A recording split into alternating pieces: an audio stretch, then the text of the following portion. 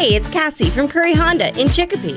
You're listening to the Bax and Nagle podcast on Rock 102. Come see us at Curry Honda for the best selection of new and pre-owned vehicles. Experience the best at Curry Honda. Thanks for listening. Rock 102, Springfield's Classic Rock. It's 5:51 and Aerosmith with Bax and Nagle on Rock 102. It is going to be, excuse me, yeah, hawk that out of there, huh? Sunny with a high of 54. Tomorrow, mix of sun and clouds with a high of 57. It's 30 in downtown Springfield. Hollywood Trash is brought to you by Western Mass Masons. Call them for all your foundation and chimney needs.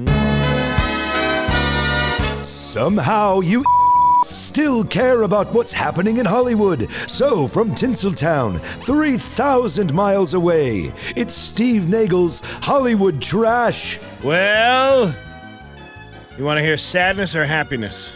Let's get the sadness out of the way and then move on. Actress June Lockhart, known for her roles in Lassie, Lost in Space, and Petticoat Junction, passed away 2 days ago at the age of 100 from natural causes. Never saw that coming. Her Lost in Space co-star Bill Mummy shared memories of Lockhart in an interview with some magazine just weeks before her 100th birthday in June of 2025. Lockhart's career spanned nearly 90 years, captivating audiences and making her feel like a beloved member of many families. She'll be remembered for her iconic roles and lasting impact on Hollywood. That's one of those I was surprised to see, only because I thought she had died years ago. I can see where you might think that. 100 years, it's a long time to live. I'm not going to lie. About 50 years ago, nothing wrong with June Lockhart.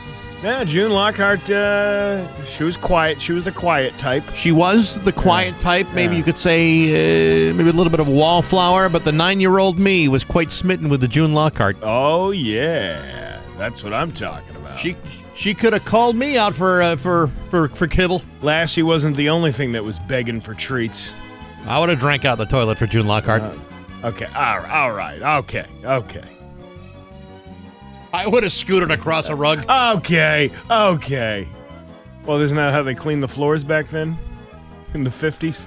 I believe so. Yeah. Katy Perry and Justin Trudeau were recently seen together in public. Their public debut for the first time, attending a cabaret show in Paris to celebrate Perry's birthday. Steve, I believe it's debut and cabaret. Really? Yes. I don't know. It looks like it was a cabaret in the butt, Bob. Nope. It's a debut cabaret. The couple was photographed walking hand-in-hand, sharing smiles, confirming their rumored romance, so as to suggest that Trudeau has been enjoying getting to know Perry and appreciates her personality. Despite their busy schedules and past relationships, the couple is interested in each other and taking their time to see where the relationship goes. Now, her personality, isn't that where normal relationships with her tend to fall apart? Yeah, that's right around that area. As soon as they understand what her personality is all about, they go, I'm out. What personality? That's what they say. Right. That's what they say. Guillermo del Toro expressed his strong aversion to using generative AI in his movies, stating that he would rather die than incorporate it into his work. Despite not utilizing AI in his forthcoming adaptation of Frankenstein, del Toro drew parallels between the tech and the story's protagonist, Victor Frankenstein. The director envisioned the film as a family drama rather than a traditional horror story. I always thought Frankenstein was a good family Disney film. Typically, that version of it is. Yeah, with Jacob Elordi playing the creature in conflict with Victor, del Toro emphasized the importance of considering the consequences of creation and highlighted the arrogance of individuals like tech bros who create without foresight. I mean, the AI thing is getting out of hand. It's and while it's, you know, these videos that with the Hawking, Stephen Hawking, now it's not that funny anymore because there's just too many of them. So now that's the new meme thing, is people are sending around fake AI videos of like kids telling dirty adult jokes, things like that. Or, you know, Mr. Rogers drinking a 40 with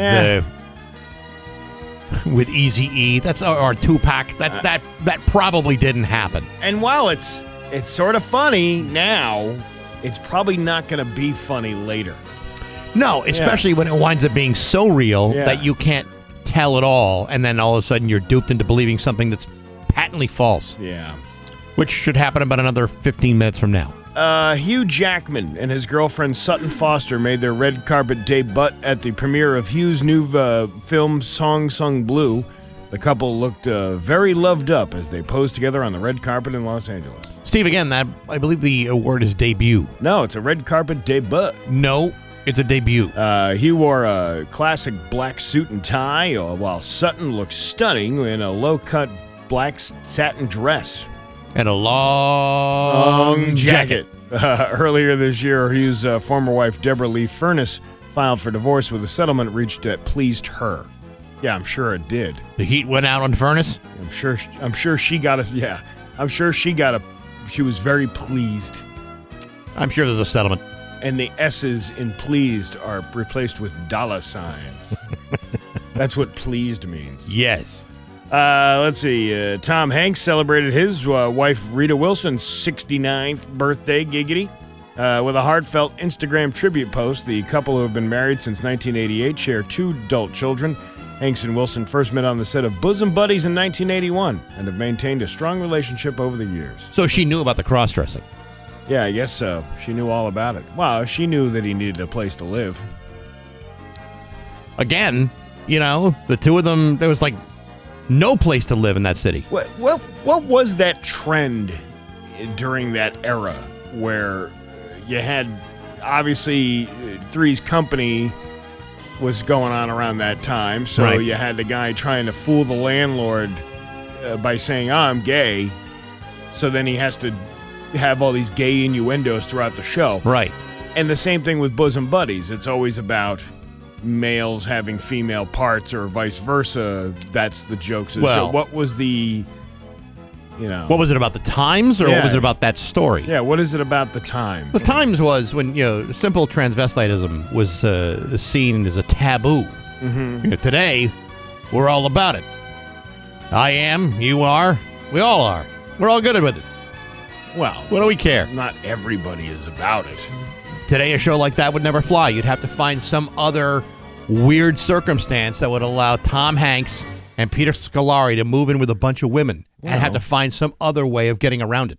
I don't know what that would be, but that would be the only way you could get away with something like that today. Maybe we could do something with Kim Kardashian. What do you think? Sure. She, her new skin pop-up spa in Beverly Hills is offering gold leaf facials and full-body LED therapy sessions. Really? Mm-hmm. I'm sure it must have had something to say. Oh, my God. The last time I got lit up like that from head to toe was when Ray J flash roasted my Manuka honey pot in that sex tape you can purchase on YouPorn for $39.95.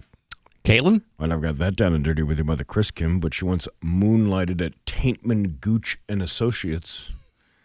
She had a real nose for the spackle spreader. What are you trying to say? What I'm trying to say is she once played the entire solo to Free Bird on the pork piccolo. Ah, yes. That's a good solo. You ever do that?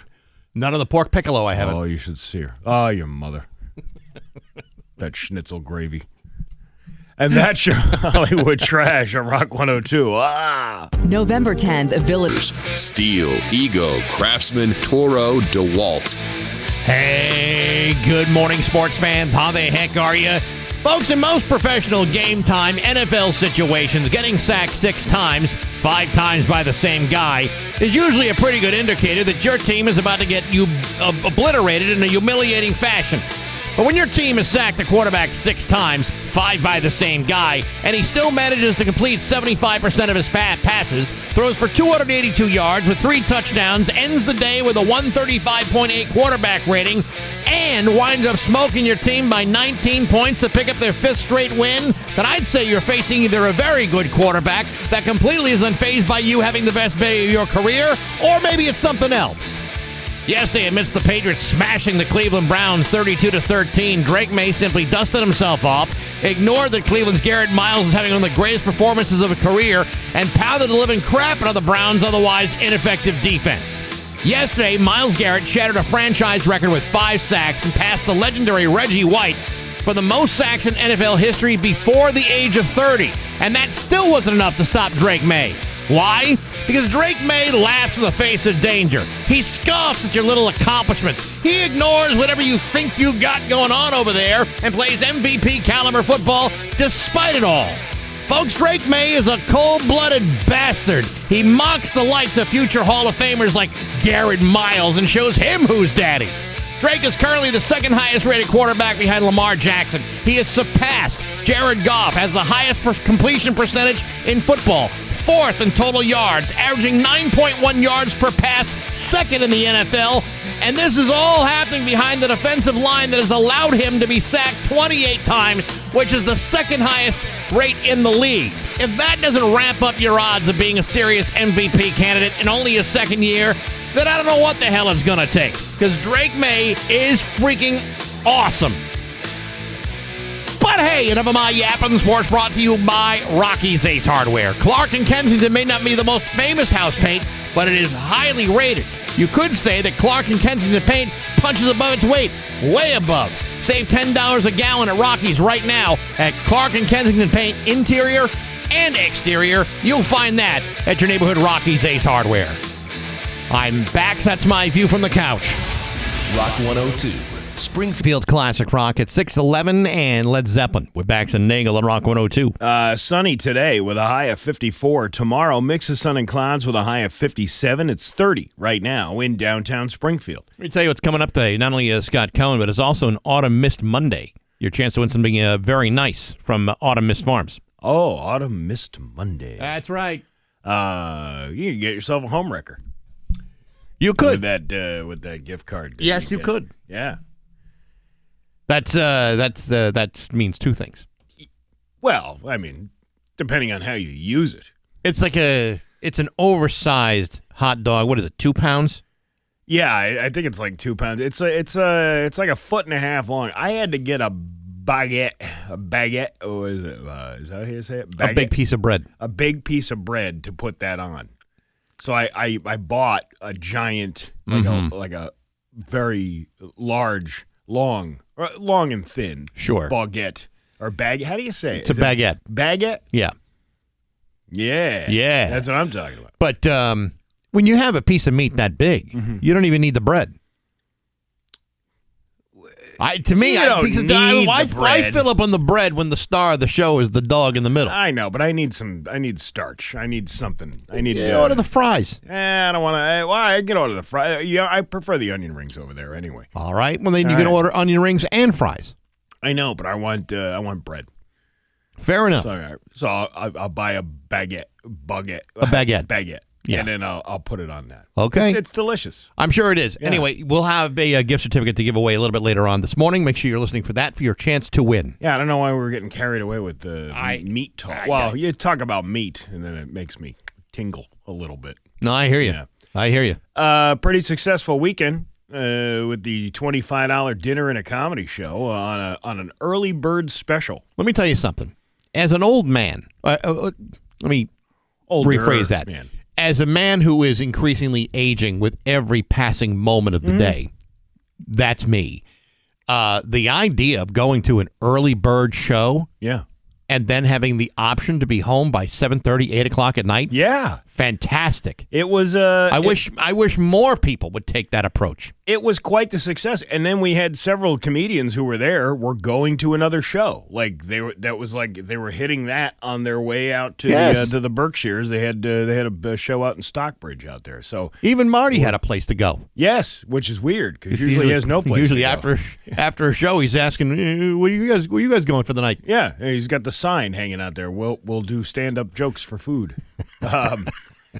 But it was. I thought it was a pretty successful night, and people seemed to have a good time. There was a lot of feedback saying, "Hey, thanks for doing this at this time because I work during the week. I don't have a chance to come out to the Thursday night show." So we're probably going to be doing those once a month now. I got to tell you, it was a terrific idea, and to have the night end early is great. You know. With the hours that I keep, and my wife being a teacher, it's hard. A 3 o'clock, 4 o'clock in the afternoon dinner isn't such a bad, crazy idea for the two of us. and you still get to go home and watch Matlock before. I got to go home and watch my stories. But so we left the show. Yeah. We went to Walmart. Yeah. Yes. Well, it's right there. Why not? Yeah. We figured, let's make a real night of this. Now, judging by Walmart's ratings, how do you rate the Westfield Walmart out of all the other Walmarts you've been into? To be honest, it has been a long time since I've been to the Westfield Walmart. You'd have to go back to the 1990s. That was before it became a grocery store. That before it expanded into different things. I thought it was as nice of a Walmart as you will find anywhere. It's not a bad Walmart. No. It's not a Chicopee Walmart. It is perhaps not quite as clean as the Ware Walmart. The Ware is the cleanest one I don't know what they do over there, but am I right? Yeah. You could theoretically lick the floor and not catch any communicable disease in Ware, which would be the one place you'd expect like the worst diseases to be. I told you, the one up in Hadley is very, very clean, except for the person who keeps leaving dookies in the urinal. Well, that can't be helped. No, but other than that, it's a pretty clean Walmart. I was very impressed, and we found exactly what we were looking for, and boom, we were out of there in no time at all. You didn't even have to worry about watching for fallen prices because they had already fallen. And you just picked up the deal. Exactly. Didn't have to trip on any of that stuff. But But to have the option of doing something else after you've just been entertained and fed, perfect. I left there and I went back to haunted Strathmore at Strathmore Park in Russell. By the way, kudos to the Russell Montgomery Police Association for putting on a pretty solid event for the community. Mm-hmm. There was a huge line for all the hay rides that they were doing. They at one point hooked up some of the hay carts to the police cruiser.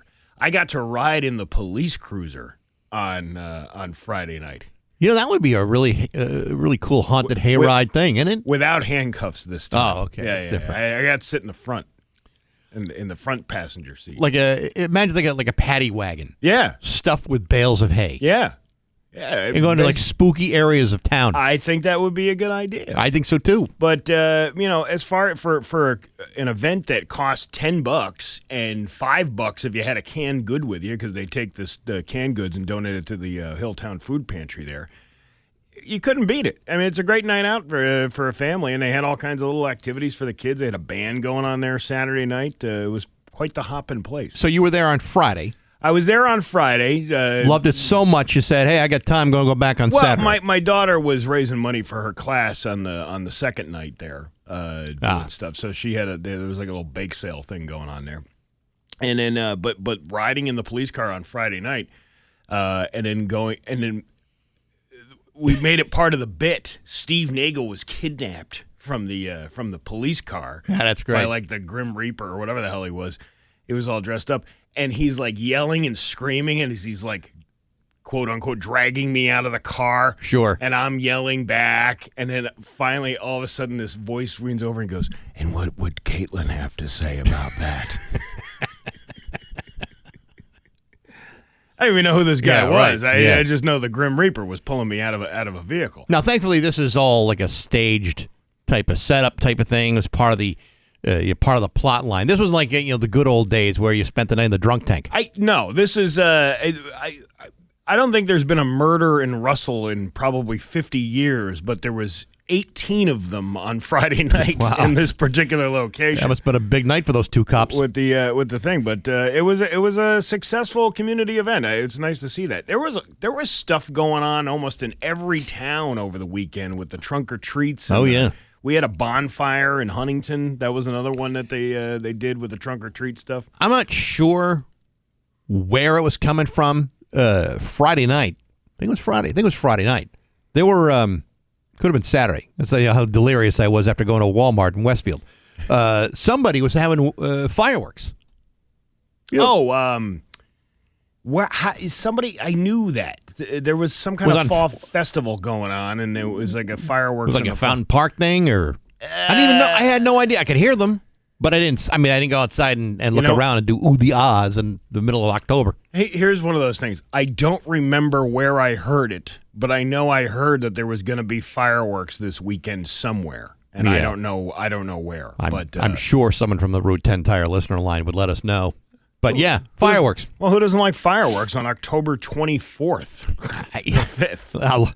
I love going out into an open field and freezing at night. But yeah, it was a good weekend. That's great. Yeah, I'll tell you what. I as the consumer of that, I thought it was a great night on Saturday. Oh, for the dinner and the comedy show. I'm telling you, there are so many people that don't subscribe to that point of view. Like if you had a band that started at like 3:00 in the afternoon on a Saturday, maybe 4 or 5, whatever it is. Yeah. It's early. It's over. Why should you have to wait until 9:00 to see a show? It's like, come on, who's got the time for that? Well, I think it was Sheryl Crow who had recently come out within the last couple of years going, I want to be done by like 7:00. She wants to be home. Yeah. And that was when I saw her at that Boston Calling Festival. Her act started at 5:15.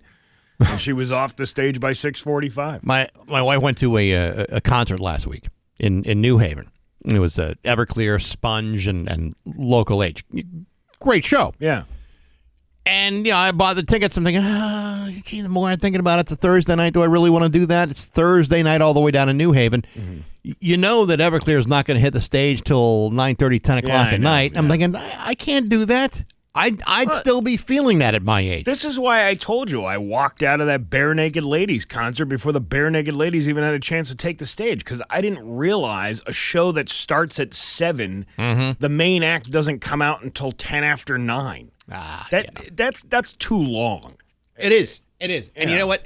It's about time, and I think you are the leader on this. It's about time someone consider those who are over the age of 40 that got to get up the following day. How long before another comedic booking group in the area books a show at 5 in the afternoon going, hey, I think we could sell more tickets if we started this at 5 o'clock?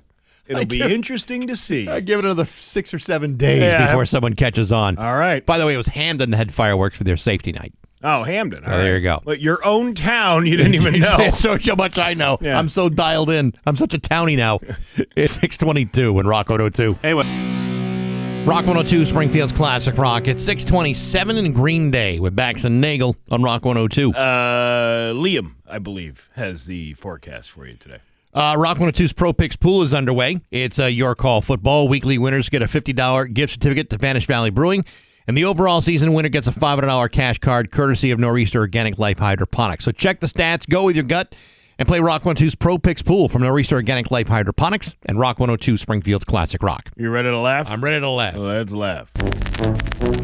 It's Bax and Nagle's Joke of the Day. I'm funny how? I mean funny like I'm a clown, I amuse you? On Rock 102. I make you laugh? Springfield's Classic Rock. So a couple guys are at a bar, right? Yes. First guy says to his buddy, my wife just admitted to me she's been having an affair with Bob the mailman. Bob the mailman. And then the buddy goes, what? That fat, ugly slob I see outside of your house every single morning? He goes, that's right. And he goes, Jesus, why would Bob the mailman want to bang that? You get it? Because he's insinuating that the wife is the one that is the wrong slob. Bax and Nagle in the morning on Rock 102. 6:30 with Bax and Nagle on Rock 102. It's time for news, and it is brought to you by Big Y, your family market. There's local radio icon Steve Nagle. We are horrible people. Would you like to share what you just said? No, I don't. Are you sure? I maybe at the next dinner and a comedy show, I will.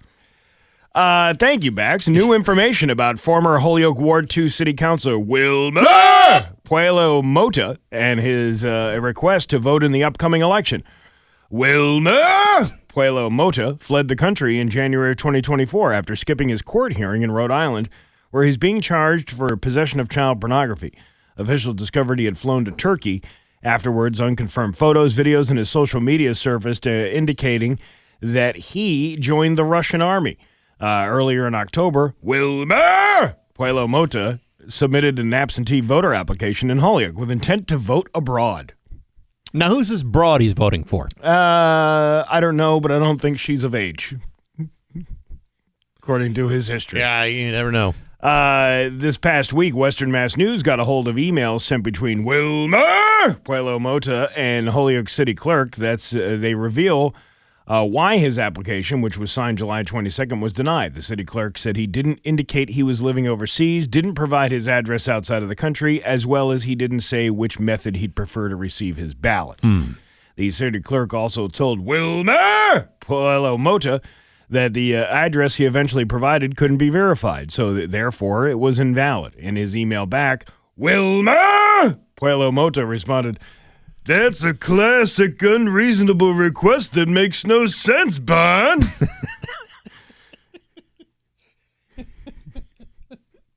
Hey, Fred, I keep trying. How is it the U.S. Embassy gonna verify or provide any documentation? This embassy has no jurisdiction on the territory of the Russian Federation. Right, Bon? That's right, Fred. Hey, Rick! Hey, Rick!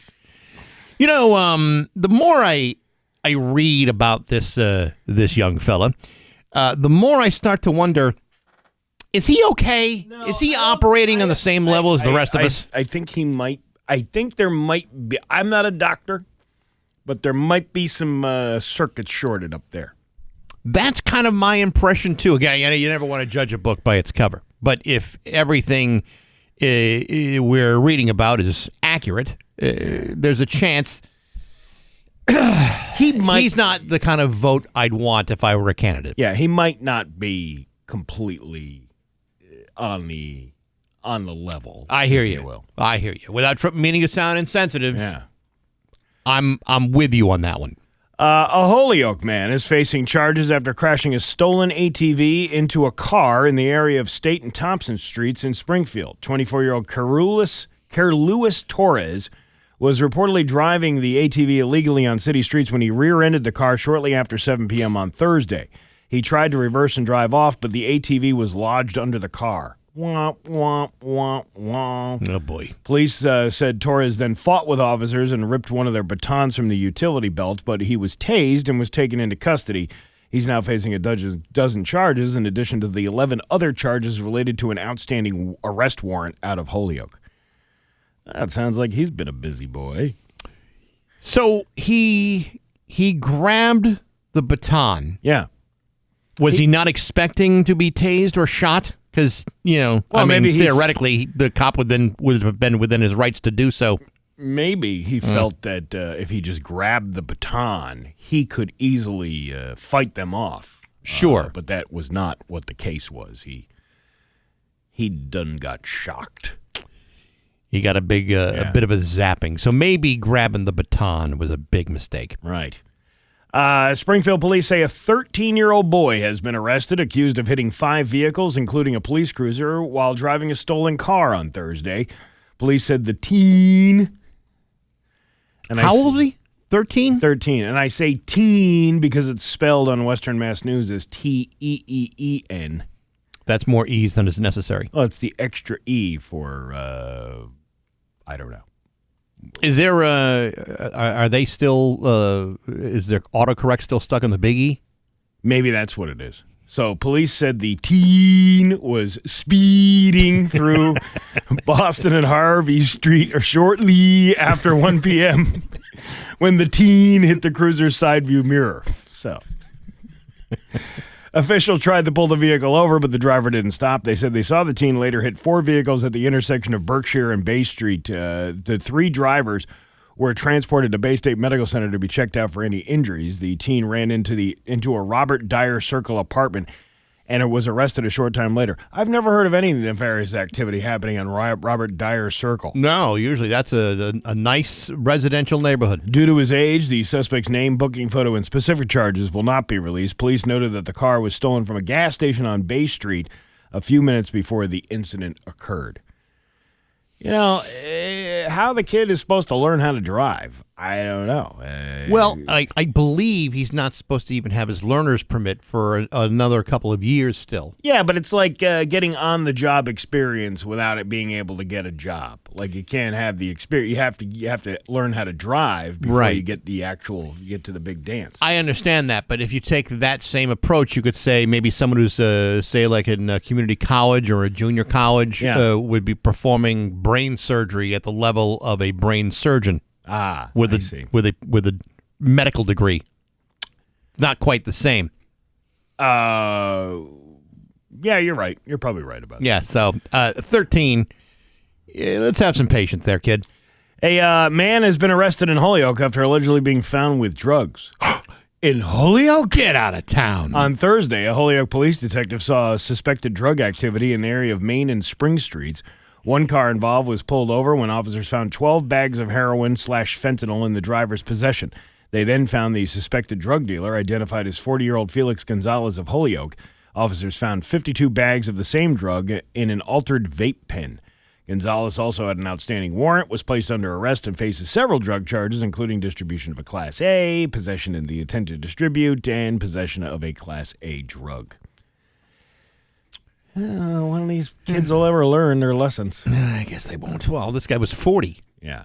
Yeah, right. He wasn't even a kid. You're talking about an adult man. Grown-ass man. The Finance Committee in Southwick authorized the purchase of 40 new semi-automatic pistols for the police department after the department learned that the Sig Sauer P320 they now carry can possibly accidentally discharged. That's wrong, right? You don't want that to happen? You don't want your Sig Sauer going off at the wrong time? I believe that would leave a Sig Sauer taste in your mouth. I would rather not be here tonight with this ask, but it was brought to our attention here. There was a problem with our current firearms platform we purchased a couple of years ago, said Police Chief Rhett Banish during the Finance Committee's meeting last week when requesting $32,000 to purchase 40 new Glock semi-automatics. Police Lieutenant Michael Taggart then took the floor and explained these issues with the Sig Sauer P320s, which were purchased in 2022. He said the department's officers has used them successfully since the purchase, but the safety concerns cropped up. Unfortunately, over the past couple of years, some issues have happened and reports recently came out. When Sig Sauer launched the P320 in 2017, there were reports of accidental discharges if the weapon was dropped at a certain angle, which prompted the manufacturer to upgrade that version. After that, reports of accidental discharges became sporadic, but at least 6 police departments had removed the weapons from service by April of 2023. I find it more amusing that there's an officer named Taggart. Oh, my God, you're right. Yeah, Taggart said only recently had reports become available that the weapon's new version could also unintentionally discharge or misfire. It's like Beverly Hills Cop. Yeah, I was going to say, he also wants Axel Foley to stay out of their business and let them handle it. Would he like an espresso with a lime and twist? Yes. In 2024, according to published reports, Michigan State Police officers P320 discharged while it was holstered, which led to the Mass State Police to remove the weapon, or the Michigan State Police to remove the weapon from service. That incident led to an investigation by the FBI. Basically, these guns are a high risk of going off. I think when you're a cop, you want your gun to be reliable. Yeah. Because you never know when you're going to need it. The last thing you do, you're going to want us to have it go off on its own. I wonder if they're going to get the, instead of the Sig Sauer P320s, they're going to get the Pig Sauer S320. Do you ever have that would make more sense for the cops to have the Pig Sours. I don't know, Steve. You know, I'm not going to stand here and listen to you mock the police. You know, get it?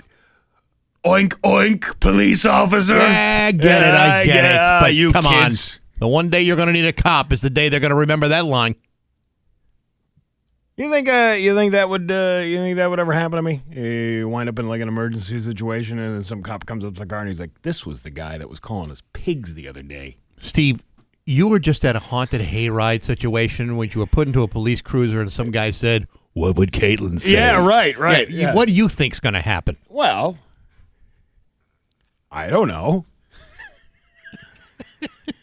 It's subjective humor, so one cop is going to think it's funny, and but there'll be another cop that doesn't. Like, I don't like that guy, and I don't like the way he just besmirches us.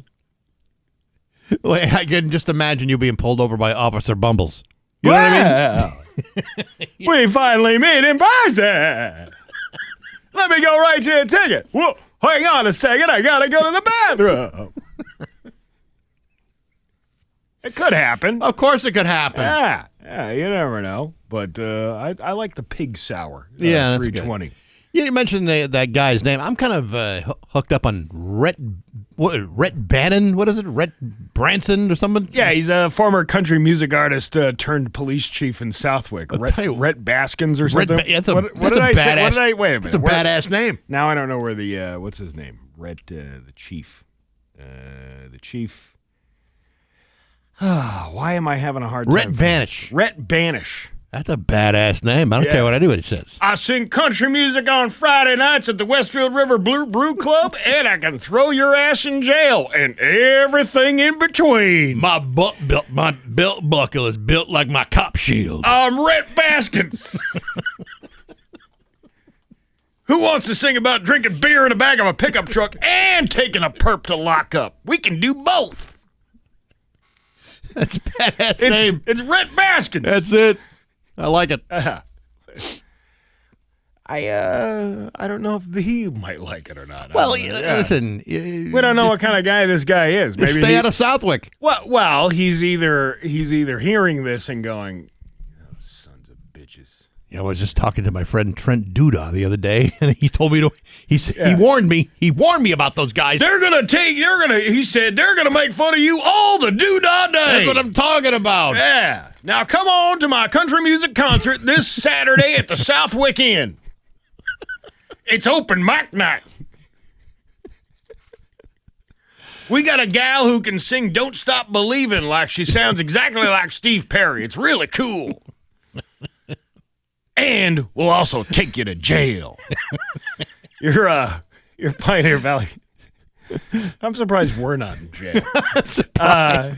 Your Pioneer Valley forecast today going to be sunny with a high of 54. Tomorrow, mix of sun and clouds with a high of 57. It's 30 right now in downtown Springfield. I'm Steve Nagle, and that's the news on Rock 102. Oh, yeah. GG Springfield's Classic Rock. It's just about 6:49, and the Allman Brothers are Bax and Nagle on Rock 102. Going to be sunny today with a high of 54. Tomorrow, mix of sun and clouds with a high of 57. It is 30 right now in downtown Springfield. Less than a month away from the Mayflower Marathon returns 3 days prior to Thanksgiving. You and I are going to be broadcasting for 52 hours, starting on November 24th at 6 a.m. and ending on Wednesday the 26th at 10 a.m. from outside the South End Market at MGM Springfield. The goal is to fill as many trailers with non-perishable food donations as we can possibly fill. So if you ask, hey, what's the goal this year? The goal here is to raise a lot of food. That's and money. If we can do that too, that'd be terrific. So you can donate online at rock102.com if you're looking to make a monetary donation. Otherwise, set up your collections at work, at school, around the neighborhood, or around the house, whatever you can do.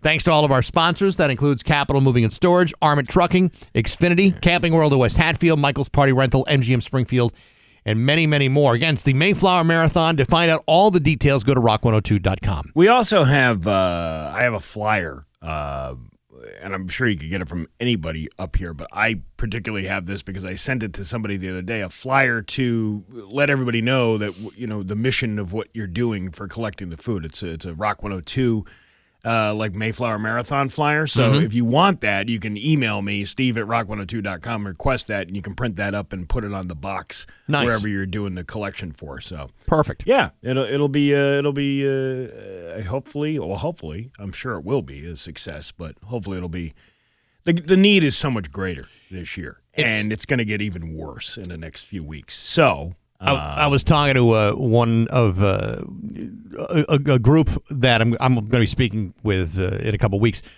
and they always make a pretty sizable donation every year. And they said, we think this year is going to be our biggest year. And I'm going, really? Because a lot of us are concerned about with the economy being what it is and people being a little hesitant to spend their money right now. There's a little consumer issues out there. A lot of people are concerned about whether or not we can match what we did last year. You never really know until you're actually in the middle of it. We've seen, other, economic downturns wind up being good for the Mayflower Marathon. We just don't know. We're hoping for the best. And you know what? Be satisfied with anything. Success isn't determined by a dollar figure anyway. Success is determined by how many people we're actually feeding, and how many people, how much can we stock the shelves of this open pantry that is consistently being stressed by an increasing need for families. Well, that's just the thing. People say, well, I could only bring 1 can of food. I'm really sorry. I normally bring like 5. Well, you know what? That one is still great, and it's helping somebody. So any amount of food to us is a success. That's the way we feel. Very much so. All right, let's try not to be so serious. I mean, it's a serious subject. Don't get me wrong. I'm just trying to switch gears, make things a little happier this morning. No, I get it. But I don't know what. I don't know what to talk about. Do you have anything that you would like to contribute this morning? I spent a good deal of my weekend this weekend trying to get my. I'm having a problem with my cell phone and my car. Oh yeah, you were telling me this. My Apple CarPlay is no longer working on my car. My car no longer recognizes the Apple CarPlay, and unfortunately, my car needs to be wired. It's not a wireless system, right? Well, apparently, it's not recognizing my phone. So I figure, I'll just. I've looked online. I've tried a bunch of different hacks. Nothing has worked. Probably like half a dozen hacks so far. They've all worked. I'm thinking all have failed. So I went to the dealer, to the car dealer, and I said, "All right, let's figure this out." They could get other devices to work in my car, but they couldn't get mine. So I'm thinking, okay, there's a problem with the phone, right? Right. Makes sense. Mm-hmm. So I go to the store I bought the phone from, and they said, "I'm sorry, we can't fix that here or trade it in. You will have to go to the Apple store to get that fixed." Okay. So then I drive up to Holyoke and figure, okay, I will talk to a genius at the Genius Bar. Yeah. The problem with the genius at the Genius Bar is he's talking to someone who is not a genius about what needs to be done. So I go, I explain the entire situation. I'm saying, listen, I think there's something wrong with the phone. Mm-hmm. And he said, before I can do anything, we need to make sure it's not a problem with the software. I said, okay. So then he says that what I need to do is go back to the car, download the new iOS, the iOS 26, which everyone is saying, don't do that yet. Right. So I go ahead and do it begrudgingly. And then they said, then you might want to call Apple and have them walk you through it. Jesus. So I'm in the parking lot at the Holyoke Mall on Saturday, talking to somebody from, let's just say, out of town, trying to walk me through this. And they confirm, you should really download iOS 26. Uh-huh. Now, I'm in my car at the Holyoke Mall. Yeah. In the parking lot. Downloading on cellular data? Yeah. You know how long it was going to take me to sit there? Probably 2 hours. No. What? 10 hours. Oh, okay. And so I was getting a little concerned that this wasn't going to work. So then we're changing some of the factory settings of the phone to make sure that it would work. And the woman says, okay, go to your general, go to network, and then hit reset factory settings. And I said, okay. So I hit this button. And just as I'm doing, she says, okay, but before you do that, and of course my finger hits the button and the phone goes dead and the call ends. So now I've gone through all these. So I eventually get the iOS figured out. Yeah. So I just, at that point, I just download it, drove home, and it downloaded in a matter of minutes. And so now, after all of that in 3 days, I still have no access to my Apple CarPlay. And I'm thinking it's the software in the vehicle. That's the only thing that. Except they were at the dealership. Yeah. They were able to get 2 other devices to connect.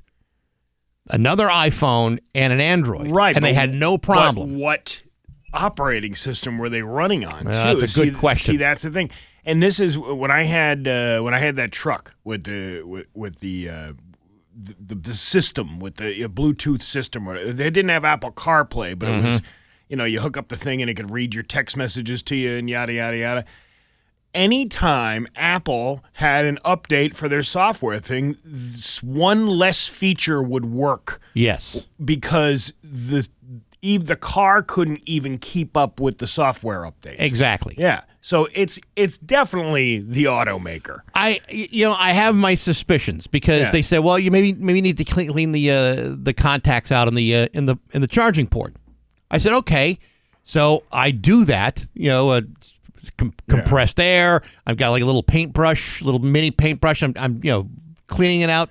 Blowing on it like an 88 NES. That's exactly. Yeah. That wasn't it. Switch to cords. That wasn't it. It's like, I would kind of like to have my car and my phone syncing properly. But yet, for whatever reason, the world or the universe is not ready for me to do that yet. Did you do up, down, left, right, BA start? Oh, yeah. Yeah. That worked? Did that. Did all that. Yep. And still a whole bag of jack squat. But you got 30 lives out of it, didn't you? I did. Yeah. I did get that. And that was good. So that I feel like, well, something succeeded here. But It's the phones. They really F you with the phones. Now, here's the problem. So I get home, and I'm already, I'm a mild-mannered fella, as you know. It takes a lot for me to really get angry, but I was a crabby bastard the entire day. And the only thing that turned me around was a $20 dinner at a comedy show. $25. $25 dinner at a comedy show. Well, see, we turned that frown upside down. Yes. Yeah. For now. And but it's still not resolved. We'll let you know when the next early bird special is. Yeah. That'll be the day where I start working on this phone again. Well, come up with another problem. Maybe you need a water heater replaced or a I furnace. just replaced the water heater. All right, so maybe some other major appliance in your home. I'll go to Kluwitz. Yeah. They're a local family-owned operation. Been around in business for over 70 years. Well, there you go. There you have it. All right. It's 6:59 at Rock 102. Flu. And now, Bax's View from the Couch. Brought to you by Rocky's Ace Hardware, Outdoor Power Headquarters, Steel, Ego, Craftsman, Toro, DeWalt. Hey, good morning, sports fans. How the heck are you? As many of you know, I'm not a big-time gambler. I choose not to risk what remains of my heavily garnished paycheck on games of chance. Call me cheap, call me chicken. I prefer to think of it as being protective of the last standing strands of a beaten-down bi-weekly paycheck. So whenever I think of the problem gambler blowing through what remains of his life savings on flimsy prop bets or mob-involved poker games, I cannot help but take the heartfelt, compassionate route and say to myself, well, better him than me. You see, folks, I've done a lot of reflecting over the weekend regarding this whole gambling fiasco that resulted in 31 federal indictments of Chauncey Billups, Terry Rozier, and a bunch of other dudes who were either leaking inside information about the NBA or were phoning up illegal poker games. And while I may not have much practical experience with organized crime and the way they like to have fun, I did learn how they got this thing accomplished. According to multiple reports, guys who get a bunch of rich guys to play poker under the enticement of getting a chance to play against high-profile opponents. I mean, who wouldn't want to play a few hands with Hall of Famer Chauncey Billups? I know I might have considered it. Except these games are rigged using things like marked cards, special contact lenses that allowed you to read those cards, poker chip holders with hidden cameras, x-ray poker tables, special hand signals, and other shifty practices that these stupid rich dudes never saw coming. And while the NBA became the first league to find themselves unprepared for this sort of scandal, they won't be the last. It's also being suggested that some of the high-profile players involved may have been rigorously convinced to participate through either blackmail or other forms of coercion. You know, old-school mob style. Either way, there's 31 people who have a lot of explaining to do. I'm just happy that I'm not one of them.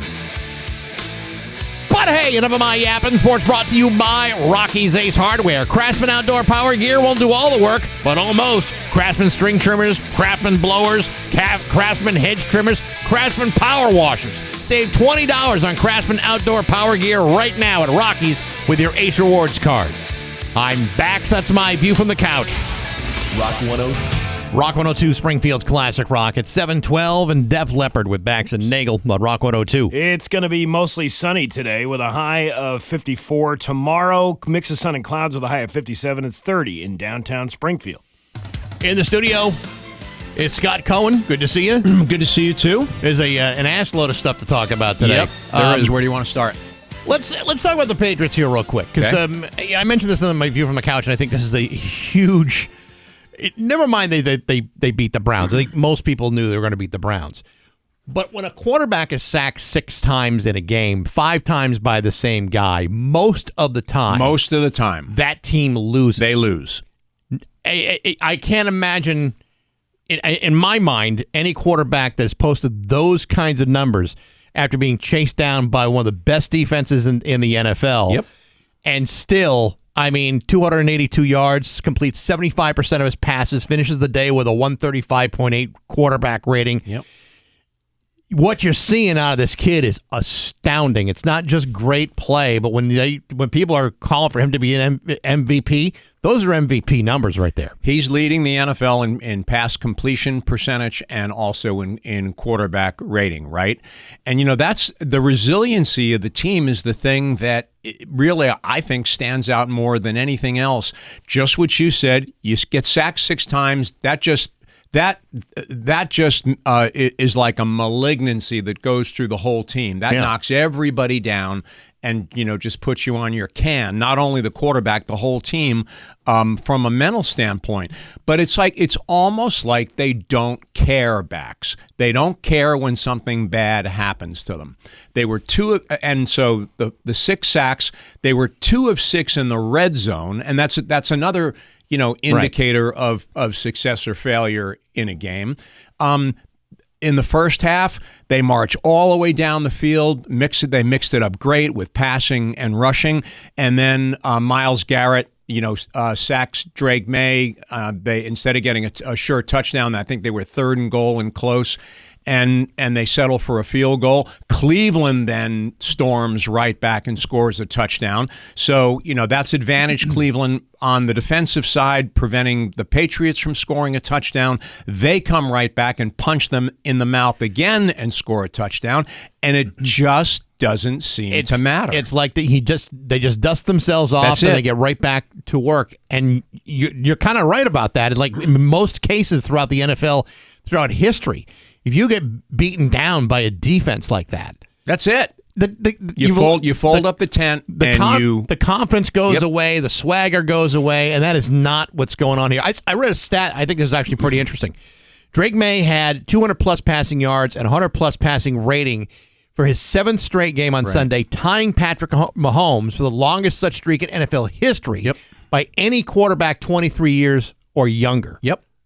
Dude, he's the real deal. It's ridiculous what this kid is doing. And you know what? And listen, and like anything else, this is not the same team as it was last year in many respects. May's a year older, even though he's coming up on what is going to be a full NFL season for him, game wise, but it all starts at the top. And step back, and they spent $300 million on the defensive side of the football. So it's not the same team as last year. Right. But having said that, the way that the team approached everything, and what I'm trying to say is it all starts at the top. It all starts with Mike Vrabel. He came in, and they always say a team is a reflection of its head coach, and that's what's going on this year with this Patriots team. Vrabel is he was a tough, no nonsense linebacker. He got into the coaching ranks. He was NFL Coach of the Year down in Tennessee. Took them to deep in the playoffs. And now we got him, and he sets the tone every week, and they're responding to him. And here they are at 6-2, aside from the Indianapolis Colts, who I guess have to play the Buffalo Bills in a couple of weeks. Right. The Patriots, if all this continues the way it is, you're looking at possibly a top seed in the conference and winning a couple of playoff games, maybe more. Yeah, it's absolutely incredible. The big story last week, though, we got to talk about this whole gambling thing in the NBA, and Chauncey Billups and Terry Rozier, both former Celtic players. Chauncey's in the Hall of Fame. The breadth of this story is just being learned now. And what you haven't explored yet, or it has been, but not deeply. 31 indictments come out last week. Chauncey Billups involved in illegal poker games with the mafia. The same a group of gentlemen are also dealing with getting inside information from NBA players about injuries and for prop bets. A lot of it from what we know right now. I mean, it's not like a playground thing where a guy, they're intentionally, missing shots to throw a game. No. A lot of it for, people who might not have, read past the first paragraph. I think from what we know now, the crux of it is a player is going to say, I'm going to take myself out of the game early. So he shares that information with people, and we all know the under-over thing. If he was supposed to, if the under-over on him was 10 points, he gets taken out of the game. He only scores 7 or 8, and that's where people were making those kind of bets. But regardless, it's illegal. It's illegal, but it's also funny to see how the other sports leagues are kind of positioning themselves here, where both the NFL and Major League Baseball says, oh, no, we're real vigilant about making sure these kinds of things don't happen. But, of course, they happen. Buddy, Shohei Ohtani just got his, thing in a ringer last season or the season before for gambling. His interpreter is in the joint right now. Some of the stuff I've read about Ohtani is he's a degenerate gambler. No different than the guy you bump into down at the casino. He just happens to be the best baseball player on the face of the earth. And for all intent and purpose, Major League Baseball squashed that whole thing too. Yeah, and the fact of the matter is, the already rumors that so basically what the mob did with these poker games is they enticed people to rich guys to get involved in these games because they got a chance to play with Chauncey Billups or NFL players apparently were also on the mark on these things, and the mob just cheated their way and drained these rich guys. They were talking about cash. Like I read over the weekend, card shuffling machines that had cameras. They had marked cards. These guys were wearing contact lenses and glasses that made you see the mark on the cards. I mean, X-ray tables. I mean, they went totally elaborate to make this scam happen. And what's amazing to me is these things are happening, and you wonder, well, was anyone being coerced into being that mark? Did someone go to Chauncey Billups and say, I know you're making $28 million a year, but we're gonna hold you accountable if you say no to this. Yeah. And so one of the speaking of muscle, this was the government's muscle. We heard that guy Terry Rozier and a couple of players like that. I mean, we knew about that situation months ago. But it all of a sudden it was in the headlines for a couple of weeks, and then the news cycles out, and it just kind of fell by the wayside. The NBA really didn't do a whole lot about it. Well, now that the FBI has gotten involved in it, the big thing about the federal government is they can go to people and say, you don't play ball with us, you're going to jail. Yeah. We're gonna research every one of your tax returns for the last 10 years, and that makes people, the old term, sing.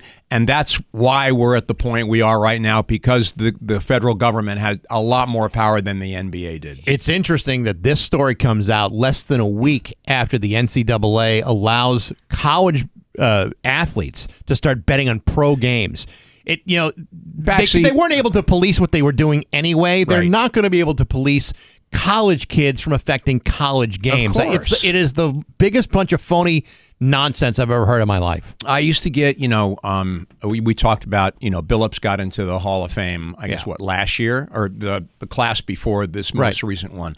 And, there's word now that, there's stuff in the NBA, in the Basketball Hall of Fame bylaws that if you, do anything nefarious, you can be bounced out of the Hall of Fame.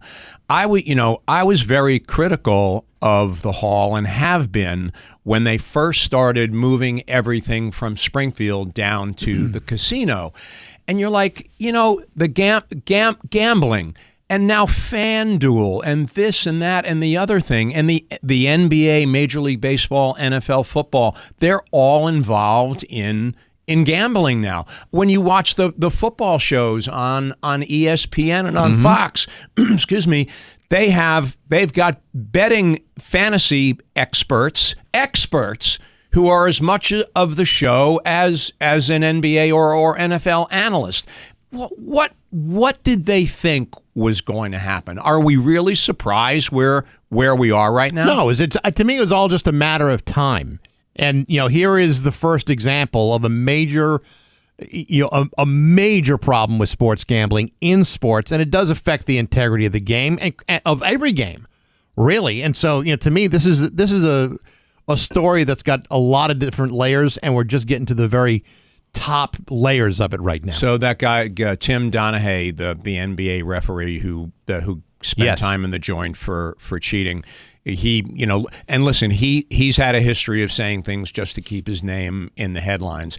He said that he got a text from an FBI agent who worked on his case when he was found guilty and thrown in jail, that he said this literally is, just like you alluded to, just the tip of the iceberg. We're going to hear a lot more about people like this and how deep this thing goes.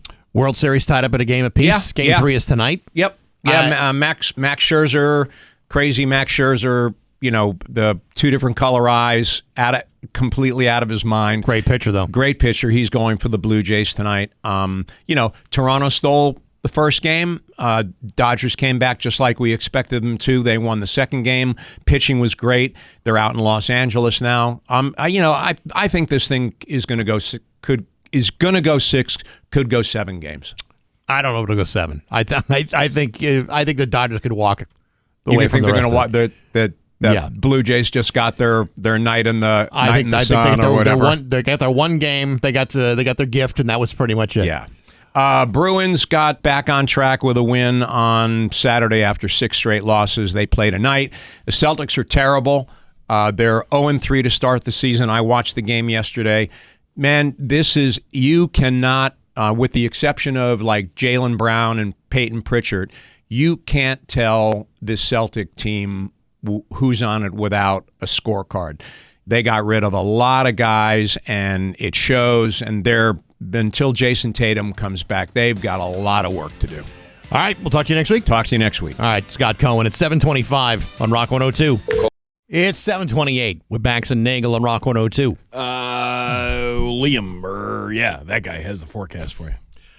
This week on Baxi's Musical Podcast, my guest is acclaimed international singer Zam Ali. This is an amazing woman who's has like 14 solo albums. A brand new one's coming out next month called Synesthesia. It's really interesting. Her voice has been heard in films like Fight Club, Call of Duty, Prison Break, Matrix Revolutions, dozens of others. She's won a bunch of Juno Awards, the Hollywood Music Award. But her story is really amazing. She's a political refugee from Iran, left there in 1979 just before the Iranian Revolution, moved to India, and then eventually here to the United States, but at the age of 15.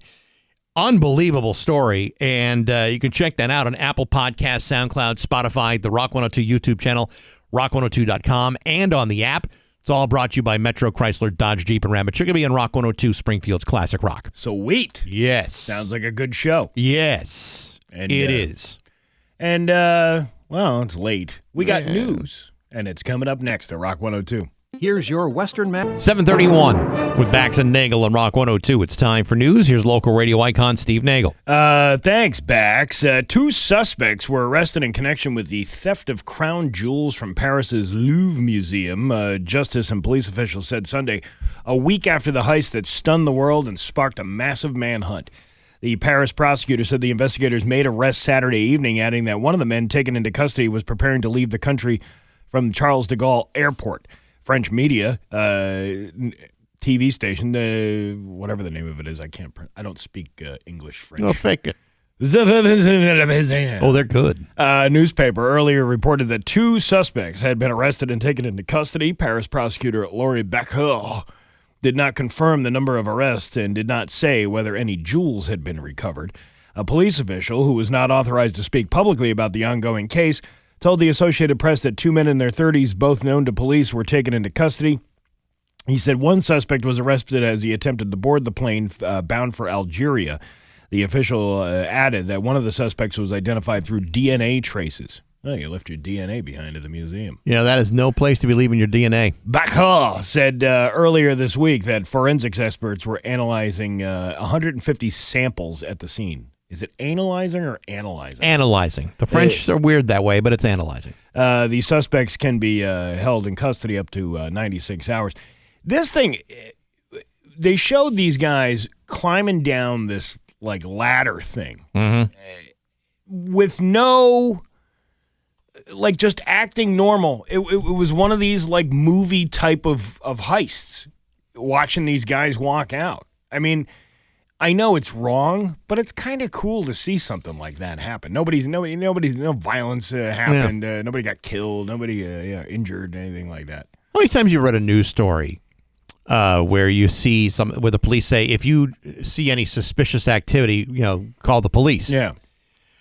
I wouldn't know suspicious activity if it hit me right in the face. So, like, if I'm across the street from the Louvre Museum and I see these guys, climbing up the walls, on top of the roof, going down, chimneys or whatever the hell it is, I wouldn't know. Well, think about how would I know that's even remotely suspicious? Think about anything that you drive by any day of the week. Yeah. You don't know what that person is up to, what those people are doing. You're just assuming that they're people doing their job. And I don't make assumptions. Right. Either. I don't sit there saying, well, that seems out of place. I mean, and I'm not that kind of guy. I mean, that landscaper with the cone in the road could be under heavy undercover surveillance outside of somebody's house. You don't know that. You just never know. Yeah. I wouldn't. You could have all this. You could be the most suspicious guy in the world. Yeah. And I'd drive past you and never even notice, never blink an eye. I'm from the FBI, fertilizing body inspector. See what I mean? Yeah. That's what I'm saying.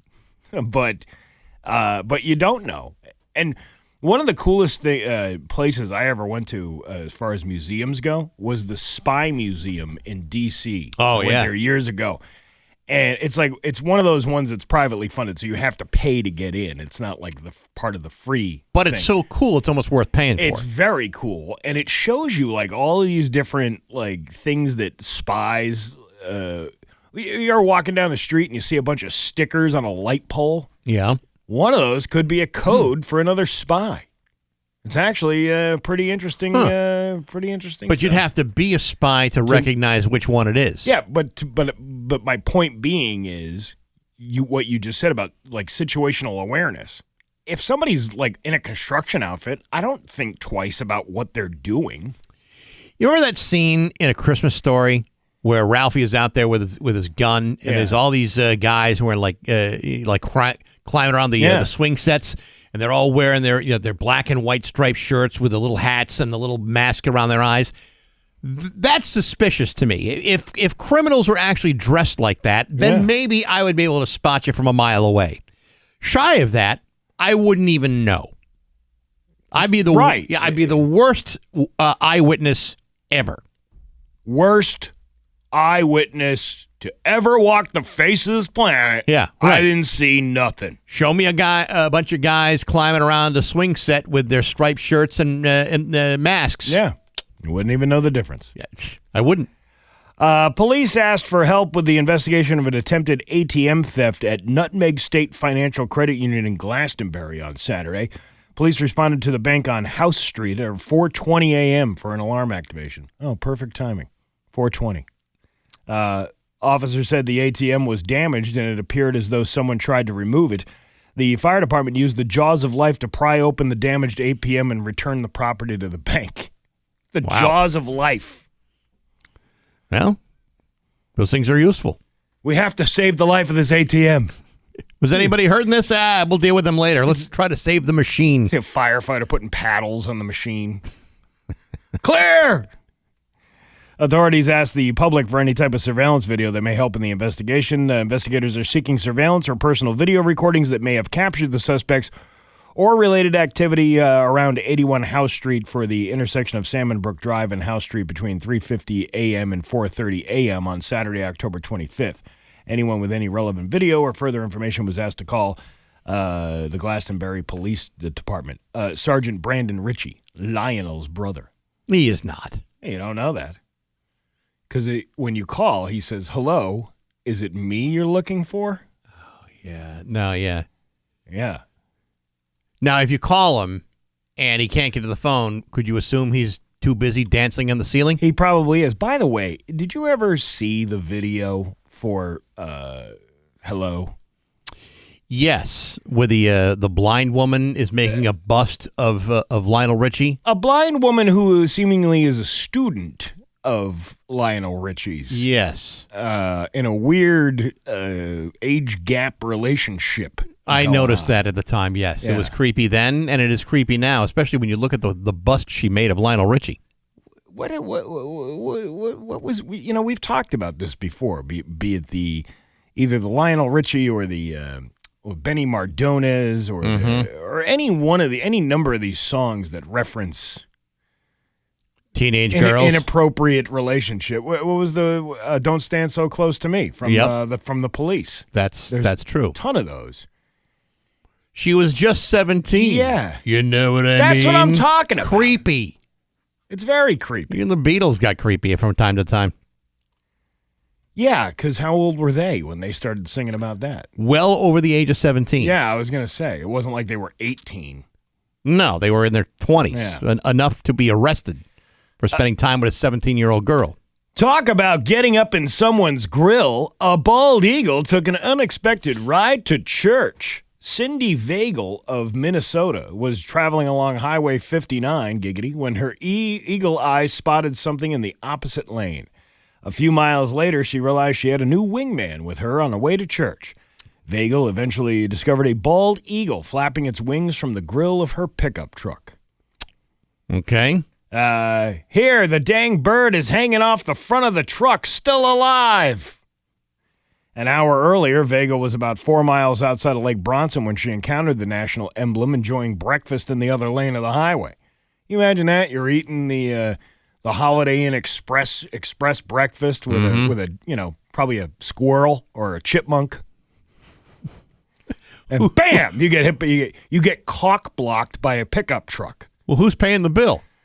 I don't know. The squirrel, the chipmunk, or is it going to be me again? Yeah, it's a free buffet. It's like being a member of Planet Fitness and then putting out pizza every Tuesday. Yeah, that doesn't make any sense. Or bagels. Yeah. Don't they have Cupcake Day over there? I believe they do.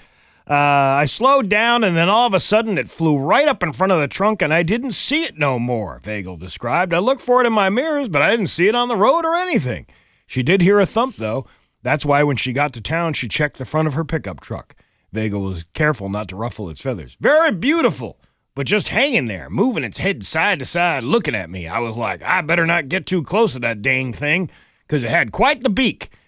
I knew that thing would hurt you if you got so close to it. I stayed back. Smart. The bald eagle's feet were stuck in the grill of the truck. About an hour later, a Department of Natural Resources officer arrived and was able to rescue the eagle from the grill of the pickup. Once again, the bird had its independence. Do you see what they did there? Because it's a free eagle of freedom. Oh, yeah. I wish I know what was going through that bird's mind. That must have been quite the experience. I'll tell you what's going through that bird's mind. What? The hood of the truck. Yeah, right. Yeah, you know what I'm saying? Yeah, but luckily the thing was alive and uninjured. Well, that's good. Yeah. That's good. But it's also nice to know that everyone around the world is hearing the story and finally understanding what's going on with the bird.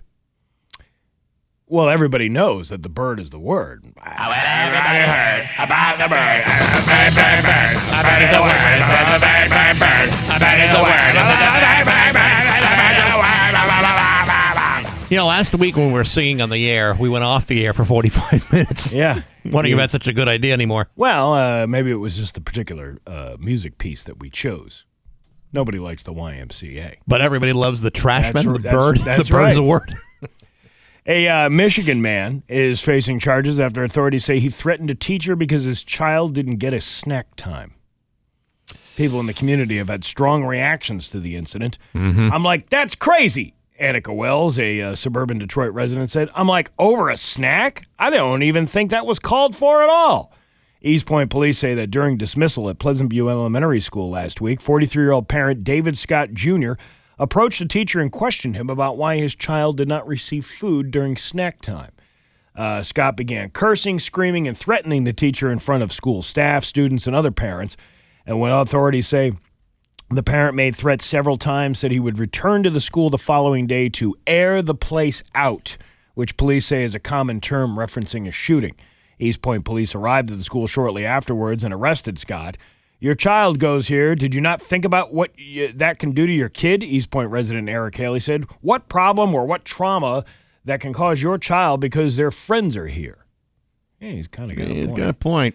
A search warrant was issued for Scott's residence on Thursday where multiple rounds of ammunition were found. Thought it was crazy for something that minuscule to be that type of big reaction, another resident said. I thought it was a joke at first, but it's not. Scott faces multiple charges, including making a threat against the school and disorderly conduct. He was arraigned on Friday and is due back in court next month. Well, snack time is pretty important. Well, I know when I'm hungry, when I'm starting to get hangry, it wouldn't be unusual to see fists flying. Not going anywhere for a while? Give the kid a Snickers. Is that going to be enough? At least he got a Snickers. Yeah. Imagine if you found out that your adorable little mop-headed child was not being fed adequately during their school break, during snack time. Sometimes it's okay to take a deep breath. Is it really, though? No, sometimes it's okay to just go, balls out on your kid's school teacher for not having him a gusher. Where's the gushers? You didn't get my kid a gusher! My kid needs his Zagnuts. Because it's not like school teachers have enough problems as it is. No. Deal with dopes like this. Your Pioneer Valley forecast today is going to be, mostly sunny. Where's my weather? Where's my confounded weather? Sunny today with a high of 54. Mix of sun and clouds tomorrow with a high of 57. It's 31 right now in downtown Springfield. I'm Steve Nagle, and that's the news on Rock 102. Yeah. Rock 102, Springfield's classic rock. It's 7:50 in Aerosmith with Bax and Nagle on Rock 102. Sunny today with a high of 54. Tomorrow, mix of sun and clouds with a high of 57. It is 31 right now in downtown Springfield. Oh, yeah. You know what? What? You want some great action-packed drama series? Don't watch Chips. What are you talking about? That Chips was a great show. Was it really, though? Ponch, John, those other people. Two cops. All those great car crashes. Riding the open road. Cars driving on two wheels every episode. Well, it's quite the show. This is my favorite part, where they focus in on the CHP. Oh yeah. CHP.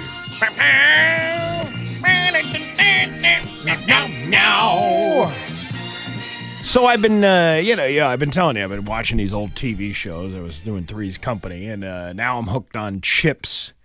But the more I watch Chips, the more I realize what an awful show this was.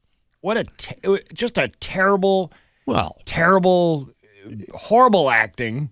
Horrible acting. Let me tell you something. Eric Estrada, just in spite of being wicked dreamy, was a hell of an actor. You ever see him on the Love Boat or Fantasy Island? Yeah, it's the same character he plays on all of those. He's typecast as the police type. Well, I mean, I don't know about that, Steve. I think he is a tour de force theatrically. I just I watched this one episode where they reconstructed an entire accident. By the way, the chick cop was hot. Who was that actress? I don't now I can't remember. Chips actress. Let me look that up. Brianne Leary. Her name was. She was Cindy Cahill, Officer Cindy Cahill. I mean, Randy Oakes was pretty good looking too. But Randy Oakes, that's the one I'm thinking of. Yeah, but Brianne Leary, she was a cutie. Nothing wrong with that. But there was an episode where she's driving down the highway, and then she apparently there's a question of whether or not she caused a major accident. Which, by the way, somebody sent us that video of the compilation of all of the accidents on Chips, one after another. They are ridiculously. It's like watching Final Destination, that scene where the log comes off the back of the truck. Right. It's like watching that every single episode. It's just this ridiculously over-dramatized. It's a formula. Yeah. They went through the formula every single time. Yeah. And they're kind of dumb cops. Steve, like they're more about it's more about the action and like there was a bus that was out of control. The driver has a heart attack. Right. The kid's skateboard in the bus gets lodged under the brake, so nobody can stop the bus. And now this kid is driving the bus, leaning over, and then Larry Wilcox, Baker, pulls up alongside of the bus and was like, "Hey, driver, turn the ignition off." The kid's like, "I can't reach it." Yeah. And then Larry Wilcox was like, "I'll take care of it." And by some miraculous form of time travel, he goes to an overpass and then jumps down on top of the bus as the bus is driving, climbs in through the window of the bus, and safely pulls the bus over to the thing. To which the reaction of the children are like, "Oh, it's all done now." Like there was no like, "Yay!" Yeah, how heroic! Yeah. If this had been the Massachusetts State Highway Patrol, that guy would have been standing on the overpass and said, "Am I going to get extra overtime for this?" No. Wait. Listen, you're now qualified for a CDL license for saving these children. Yeah, I think it would have been a much more interesting show had it been MIPS rather than CHIPS. Right. Yeah. And then they take Officer Wilcox's phone and they're like, "Oh, you're talking about Cindy there. She's got no ass. No ass pictures, huh?" But you have put all this extra overtime in an Excel file. That probably wasn't a smart thing to do. What are they called on the Mass State Highway? Are they MIPS? MIPS. Yeah, MIPS. Yeah, MIPS. Not chips, MIPS. Yeah. Hey, well, we're going to pull you over. We're going to write you a ticket. But that's what it is. It's this whole show. And it's really Poncherello's mother was part of. They allowed Poncherello's mother, who was very good looking, by the way. Would you expect that? Well, because and was Are you going to get all his good looks from the old man? And was that show supposed to be a comedy? It was a lighthearted weekly drama. Because he's, Poncherello's like, "I got to go pick my mother up at the airport." And he goes to the airport and they show this like stereotypical woman that you would imagine somebody's mother to be, old and haggard. And then she gets up and there's mom behind that lady who's this beautiful woman, Hilarious. "Hello, Poncherello. Good to see you." She called her son Poncherello? Yeah. That's weird. Yeah, it is kind of weird. But then she all of a sudden as she's visiting, she's in the meetings. How many mothers are allowed in the police briefing room before a shift starts? She's part of the interrogation teams, right? Yeah. What is it? You think Greg Bigda's mother was over in the Now make sure you have enough money to pay the pizza man. Don't leave your keys inside the car when you're going to get the sandwiches. Hey, today happens to be an Autumn Mist Monday. Autumn Mist Farm to Table. You can't beat their meat. No construction anymore. The road is back open, and you can go right in there with a $25 gift card. Buy yourself a whole bunch of home wreckers or Poncherellos, depending on what you want to call it. Yeah. 10th caller right now, 293-1021. Good luck on Rock 102. See, I would like to see that reenacted on a Chips show. You're right. You got to chase these kids from Springfield to Palmer over a stolen vehicle. And I never even got my Primo's pizza sandwiches. That's the worst part of this whole story. That's right. That's worse than an accident. It's Bax and Nagle on Rock 102. It's the Springfield's Classic Rock. It's 811 and Motley Crue with Bax and Nagle on Rock 102. It's going to be sunny today with a high of 54. Tomorrow, mix of sun and clouds with a high of 57. It's 31 right now in downtown Springfield. I'm going to have to replace my toilet soon at my house. Giving it a real workout? Well, it's obviously when I moved in, I changed the seat. You always have to change the seat. Oh yeah, because you don't know what's been on that. Right. thing. So I changed both seats on both toilets when I moved in. Mm-hmm. The upstairs bathroom doesn't get used as frequently. So it's the longevity of that is, that'll be there for a while. It's the one that everybody uses, the main bathroom, I guess you would call it. Sure. It's having some issues with the floater thing in the back, and the water runs sometimes, and then you got to lift the cover off and then pull the thing up. And so this isn't a seat issue. This is more like this is an internal working issue. You got a problem with your ball cock, and my ball cock's not working the way it used to. How's your flapper? Oh, the flapper hasn't worked in years. But anyway, so I was talking to a friend of mine who's like he's up in Syracuse, and I said, can I just get the guts and replace the guts inside the toilet? And he's like, you know what? You might as well just replace the whole damn toilet if you're going to do that. Oh, he's very liberal with your money, isn't he? Well, I mean, he's got a point. I mean, you can get a toilet for about $100, and you'll have a brand new, yeah, but most of these things have all got, replaceable parts. I mean, how old is this toilet? Well, he was saying, the toilet's probably 15 years old, so it might need a replacement. But either way, I'm going to need to replace this thing. So I don't know when I'm going to do that, how I'm going to do that. I'll have to watch a YouTube video how to do that. I think I watched somebody do it once. I helped, my neighbor helped me do it. Sure. From my old house. I think I could figure it out.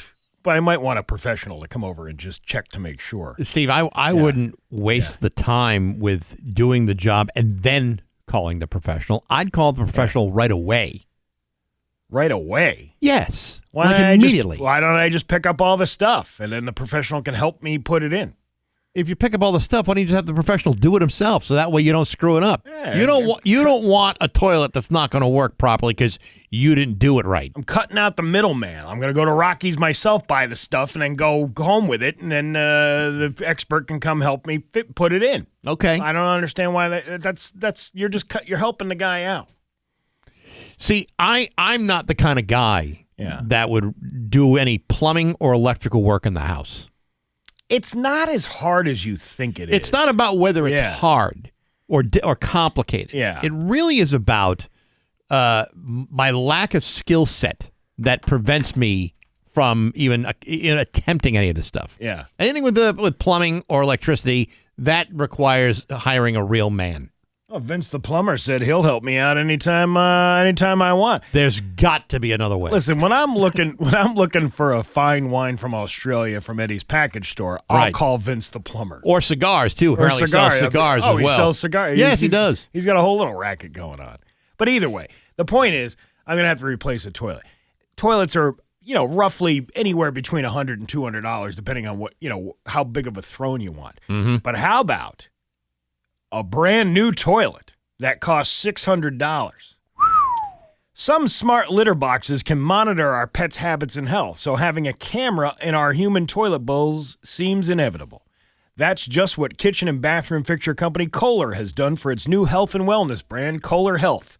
The $599 Dakota clamps over the rim like a toilet bowl cleaner, pointing in an optical sensor at your excretions and secretions. Mm-hmm. It then analyzes the images to detect any blood and reviews your gut health based on hydration status. Depending on the plan you choose, the subscription fee is between $70 and $156 per year. Wait a minute. A subscription fee for a smart toilet? Now that's a load of crap.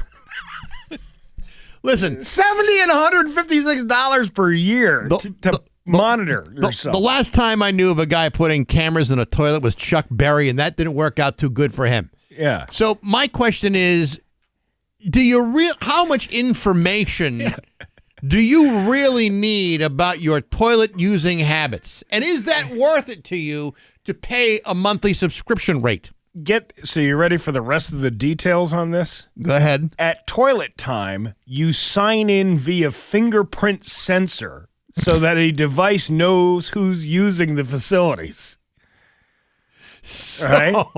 Please wash your hands before signing out or tracking your progress. Well, suppose you got multiple people using the toilet. Well, that's what it is. You're using a fingerprint to decide. So, like, you know how when you get in your car and do you have one of those things in your car, the auto, like the driver, the settings for the driver's controls. Oh yeah, sure. Where you push, you push a button in your seat to adjust. Yeah, yeah. And then different drivers can just push the button, and that's the same thing with this. All right, but let's say, for instance, I'm at your house, right? And suddenly it's an emergency situation. I got to go use your toilet. Oh, you got to get a guest pass. I'm gonna have guest pass. But if I'm not a subscriber to the service, am I going to be able to? Is the lid even going to open for me? Dude, this is like my kids throwing off my Spotify Wrapped. Like, you're gonna go and use. I don't have a username. Just use mine, Bax. And then all of a sudden, my stats are thrown off. Listen, I don't want my toilet in a permanent download. If you know what I'm talking about. Wait till you're off the pot, though, before you start doom scrolling your health. The device has a removable, rechargeable battery that uses a USB connection. USP or B? Kohler says it secures your USBM. Kohler says it secures. That's a good one. We should do that. Yeah. USBM toilet. Yeah. Kohler says it secures your data via the aforementioned fingerprint scanner and end-to-end encryption, and notes that the camera uses discrete optics, looking only at the results and not your no-go hole. I'm glad the information is encrypted. I hate to think that I would be hacked on the toilet. Dakota's sensors see down into your toilet and nowhere else, says the company. That's what they want you to believe. Kohler warns that the technology doesn't work very well with dark toilet colors, which makes sense. I'm sure there could be an upsell model with a light on it. Mm-hmm. Maybe the company could add an olfactory sensor, since smell reveals a lot about your gut health, too. It could track session length or build up under the rim to alert whoever has responsibility to clean it. Right. Kohler must have been straining to find the appropriate lifestyle photos to include with the publicity materials. Many of the images are hilarious, featuring fit-looking men and women drinking water and staring off into space contemplatively, possibly thinking about gas. Right. Yeah. I don't know. $600. $600 initially, and then $150. I don't know if that's per year. It better be per year.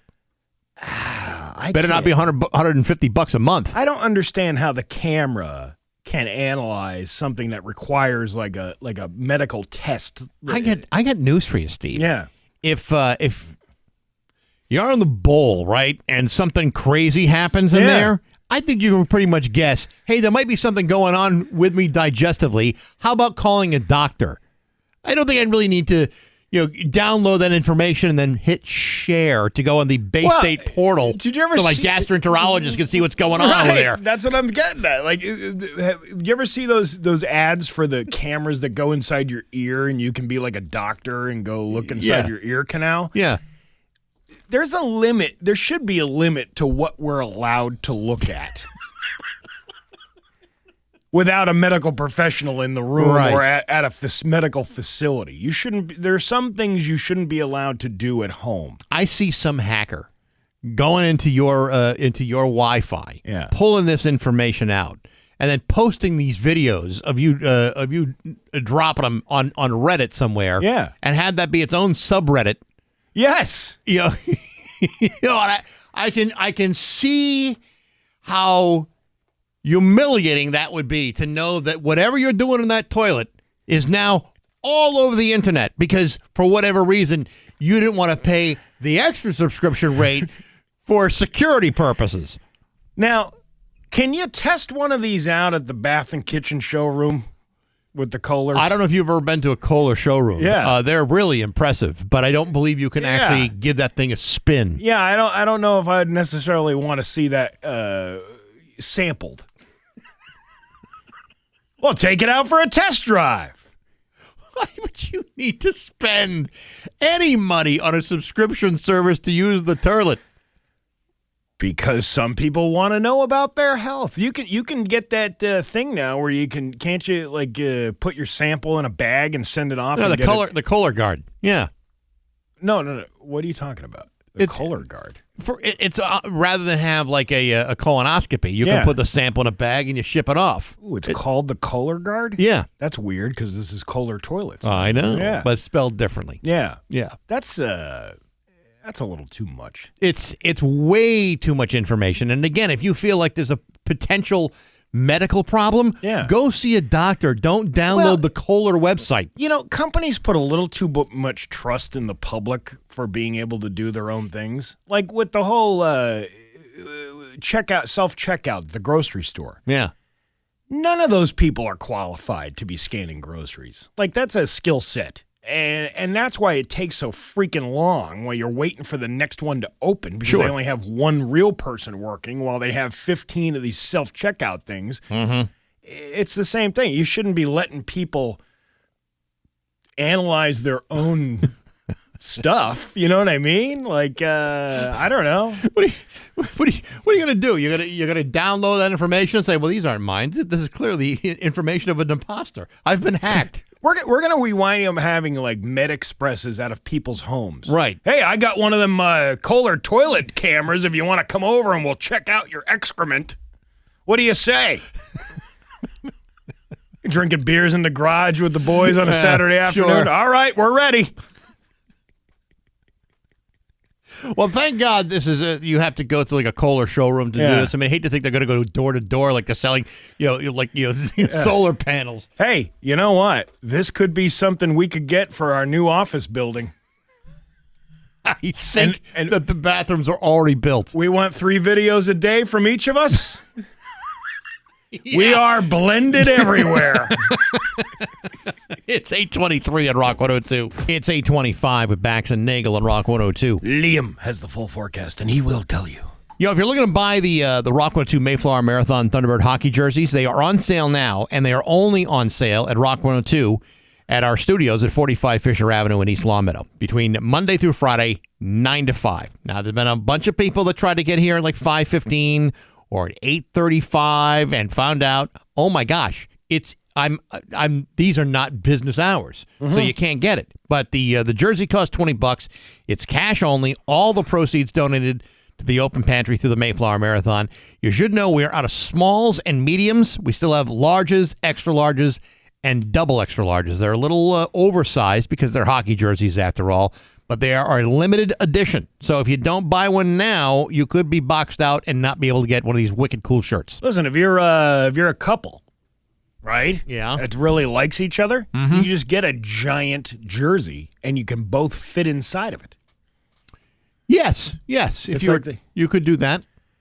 Or you could get here quickly after 9 o'clock and buy 2 of them for $40. I was driving on Friday, so I couldn't. I wanted to do a group text among the, like you and the boss and all the people that involved in the Mayflower Marathon stuff and whatnot. Right. And I wanted to say because I saw this guy who was standing outside on the sidewalk of a gas station, watching his wife pump gas while he smoked cigarettes, and they both were wearing the brand new Thunderbirds jerseys. Really? And I was like, well, if this doesn't encapsulate a Rock 102 listener, I don't know what does. Yeah. Come on, babe, pump my gas. I just bought you a jersey. I need a smoke.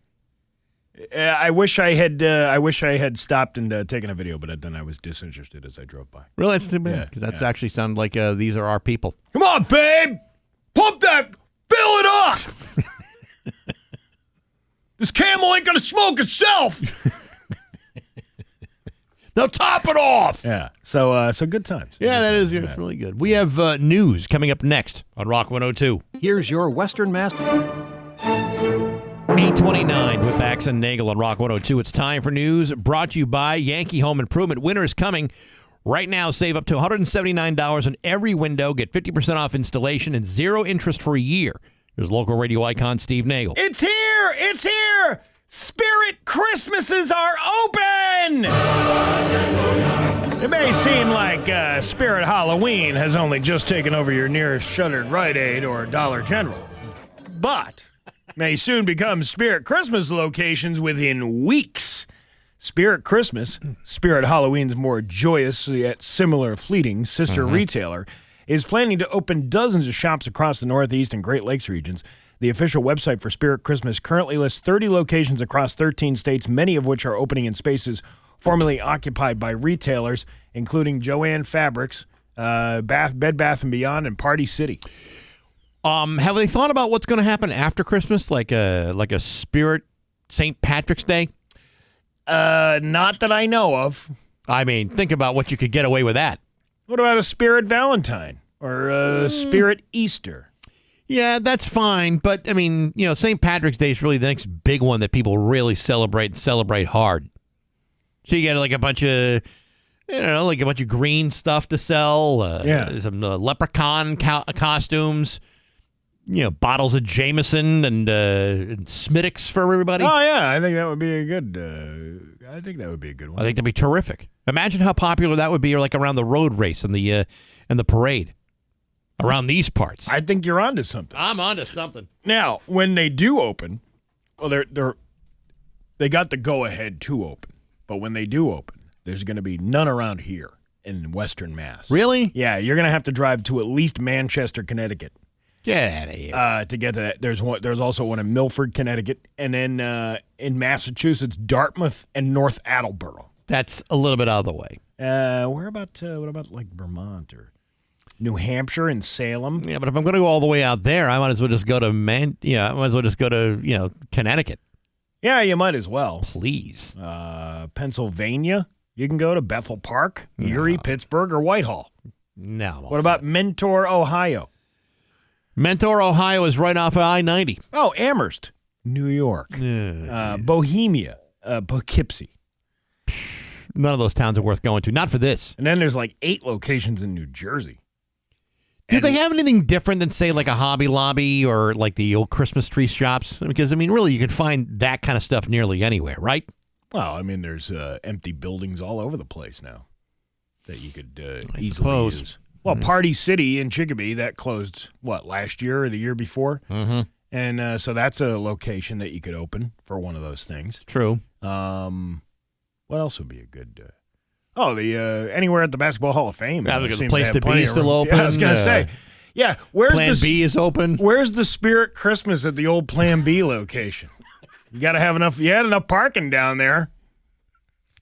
Do you really? Do you really, though? Well, I think you kind of do. You don't think so? I don't know. All right. Let's see. I'm trying to figure out. This guy down in Little Rock, Arkansas. Wildlife officials in Arkansas said the wrong bear was euthanized after a 60-year-old man was killed by one earlier this month. The Arkansas Game and Fish Commission said the final analysis from the Veterinary Forensic Science Laboratory. Steve, I believe it's pronounced analysis. I don't know about that. At the University of Florida confirmed the DNA collected from the black bear killed in Newton County on October 4th did not match the bear involved in the death of Max Thomas of Springfield, Missouri. Officials said Thomas was found October 2nd in Sam Throne Campground in Ozark National Forest. His body was found by a Newton County Sheriff's deputy during a welfare check at the campsite Thomas was staying at after his family had requested it. A few days later, wildlife officials euthanized a bear near the area after they determined the bear's size and physical characteristics seems to match those of the suspected animal, and they had traps and game cameras in the area after the attack happened. Only one bear was seen on the game cameras, so they killed that bear.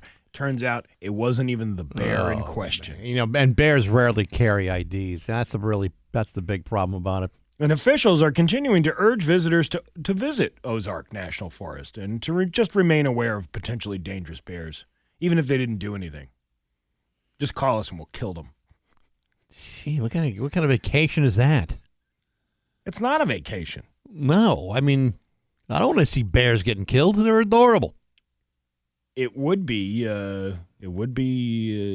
nice to see everybody get along. Yeah, no kidding. Not have to get killed on a family just camping because trip. The bear is in the way of you renting, say, like a camping space. All of a sudden, the bear has to die so you can enjoy your weekend getaway. Please, that's not right. It just seems like an injustice to the bear that was killed. Yes. Where's the outrage? The family's. He was supposed to graduate tomorrow. You monsters. He never lived long enough to see the Jets win another Super Bowl. He's out for graduation. He's out with his bear friends. They're having a good time, hooting and hollering, knocking over trash cans, and bam! He gets shot by a fish police. And then, sorry, it was an accident, ma'am. It's just not right. And just 59 days away from Christmas. Isn't that crazy? But the Spirit Christmas will be open. Yeah, well, that's fine for everybody else who's not that bare. The Finance Committee in Southwick authorized the purchase of 40 new semi-automatic pistols for the police department after the department learned that the Sig Sauer P320 they now carry can possibly accidentally discharge. I would rather not be here tonight with this ask, but it was brought to our attention there was a problem with our current firearms platform we purchased a couple of years ago. That's according to Police Chief Rhett Banish. He said that during the Finance Committee meeting last week, requesting $32,000 for the purchase of 40 new Glock semi-automatics. I told you, Chief Rhett Banish, country singer turned police chief in Southwick. It's Rhett Banish, one night only, at the Southwick Inn. We'll be playing Louis B's on the late. Well, actually, it's not even called Louis B anymore. What's it called? I don't even know what it's called anymore. Yeah. Sure hope you cowpokes are going to get us some Mrs. Murphy's Donuts for all of our hard work here. How come that Rock 102 don't have that cardboard boat race anymore? Oh, that's right, because all that cardboard wound up making the water gross. Yeah, we don't want any gross water out in the ponds in Southwick. What is it? What's the name of that? Congamon. The Congamon Lakes. Yeah, I got news for you. The water was already pretty gross going in. By the way, I'm doing a one-night-only acoustic show on this raft here in the middle of the Congamon Ponds. I'm Police Chief Rhett Banish, country music star. I wonder if he does like a Waylon Jennings voiceover every time a Southwick cop gets into something. Well, there go those Dukes one more time. Yeah. Anyway. Boss Hogg wasn't having any of the Dukes' problems this weekend. Police Lieutenant Michael Taggart, I believe he was telling Axel Foley to get off the ponds, the Congamon ponds. He also was. I believe he was also played by Slim Pickens in Blazing Saddles. I almost said the History of the World. No. Anyway, Taggart then took to the floor to explain the issues with the Sig Sauer P320s, which were purchased in 2022. He then said to Harvey Korman or Hedley Lamar, Mr. Lamar, your mouth is as purty as a $5 whore. He said the department's officers have used them successfully since the purchase, but the safety concerns have cropped up. What in the wide, wide world of sports is going on here? Oh, hell, we're going to have to go back and get a crap load of dimes. He said the department's officers have used them successfully since the purchase, but then safety concerns cropped up. They're not saying there wasn't any safety concerns among the officers in Southwick, but there are reports that these things were just misfiring. Nah, that's a problem. Yeah, you don't want an early discharge on your firearm. That can be a real problem. You don't want an early discharge going off with Mr. Taggart because that'd be very much like the bean sequence in Blazing Saddles too. What do these guys do in their retirement years? They talk about, I used to speak of accidental discharge with a firearm, but let me tell you what happens to your prostate when you get older. You can actually have an accidental discharge left and right. And then they got to go. They're getting paid for different spokespeople for different. Are you suffering from vaginal mesh? I'm former country music star Rhett Banish and also former police chief. Here to talk to you about reverse mortgages and vaginal mesh.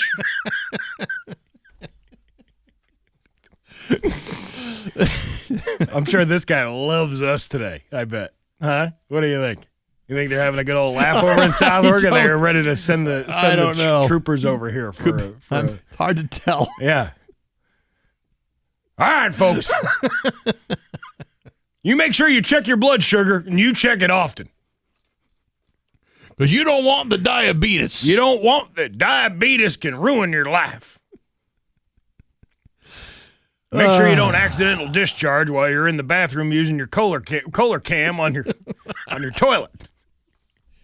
That's gonna run you while you got the runs. I that's like an easy ask.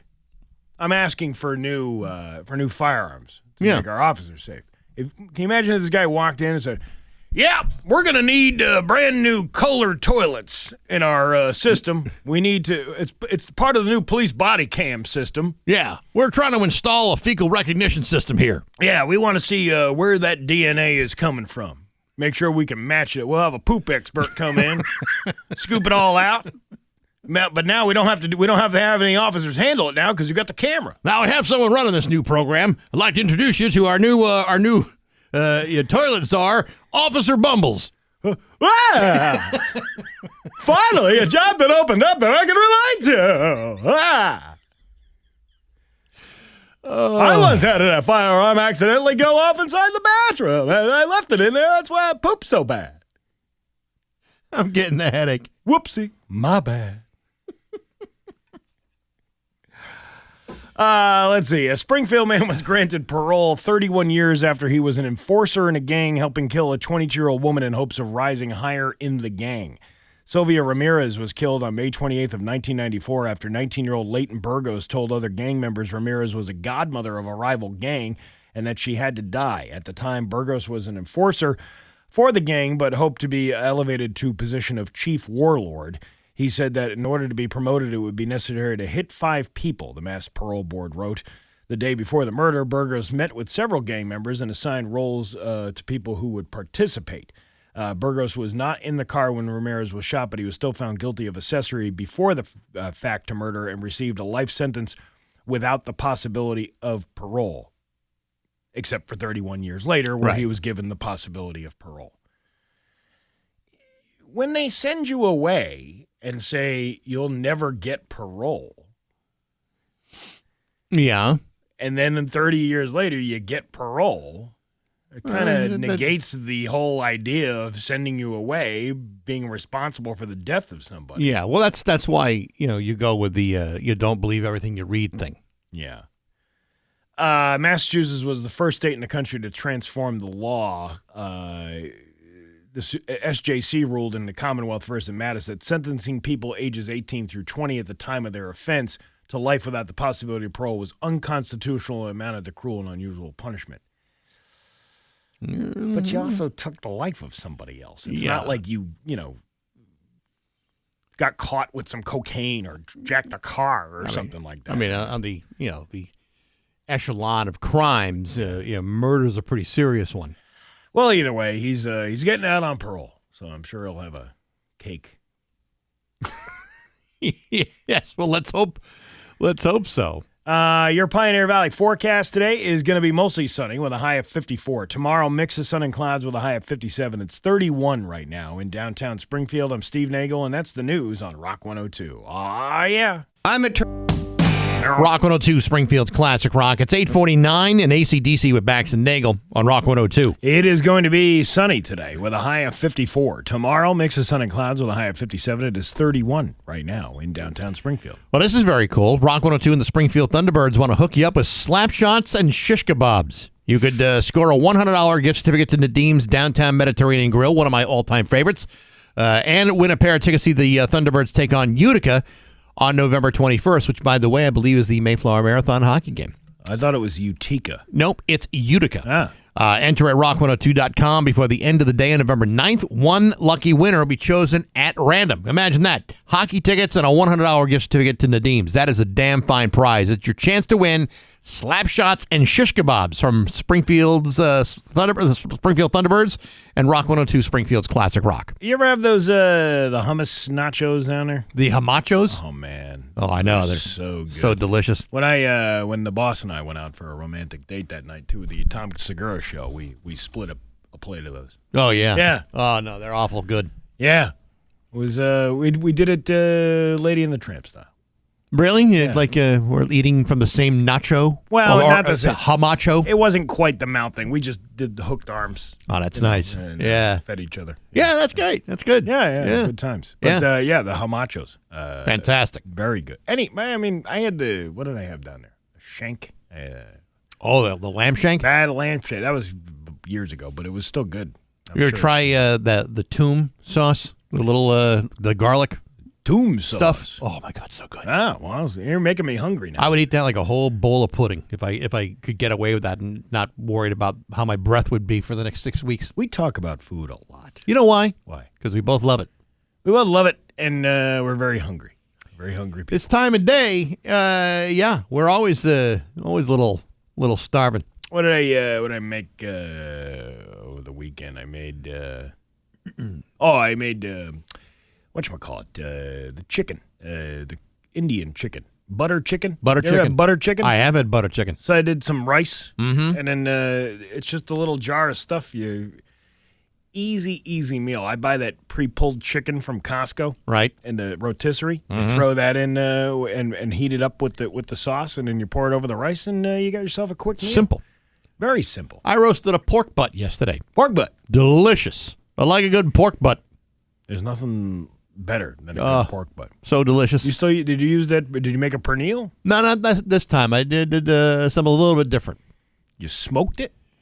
I found it very hard to light because it was, still wet at the end. But no, I roasted it in the oven, and it was terrific. The tobacco falls out of it. Yeah, very I know. easily. It's just, you hollow it out a little bit more. But anyway, just fantastic. Delicious.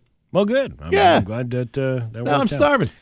Yeah, well, we can't get. It's not like there's a barbecue place open at 8:52 in the morning. You know what we did this weekend? And we don't always do it. We'll probably do it more often because we both love it. We kind of woke up late on Saturday. Yeah. And, normally we'd like go out to breakfast or something like that, or just make breakfast at home. And we said, hey, let's go to Rice's for a couple of muffin tops, which I love those things. Oh, right? yeah, muffin tops.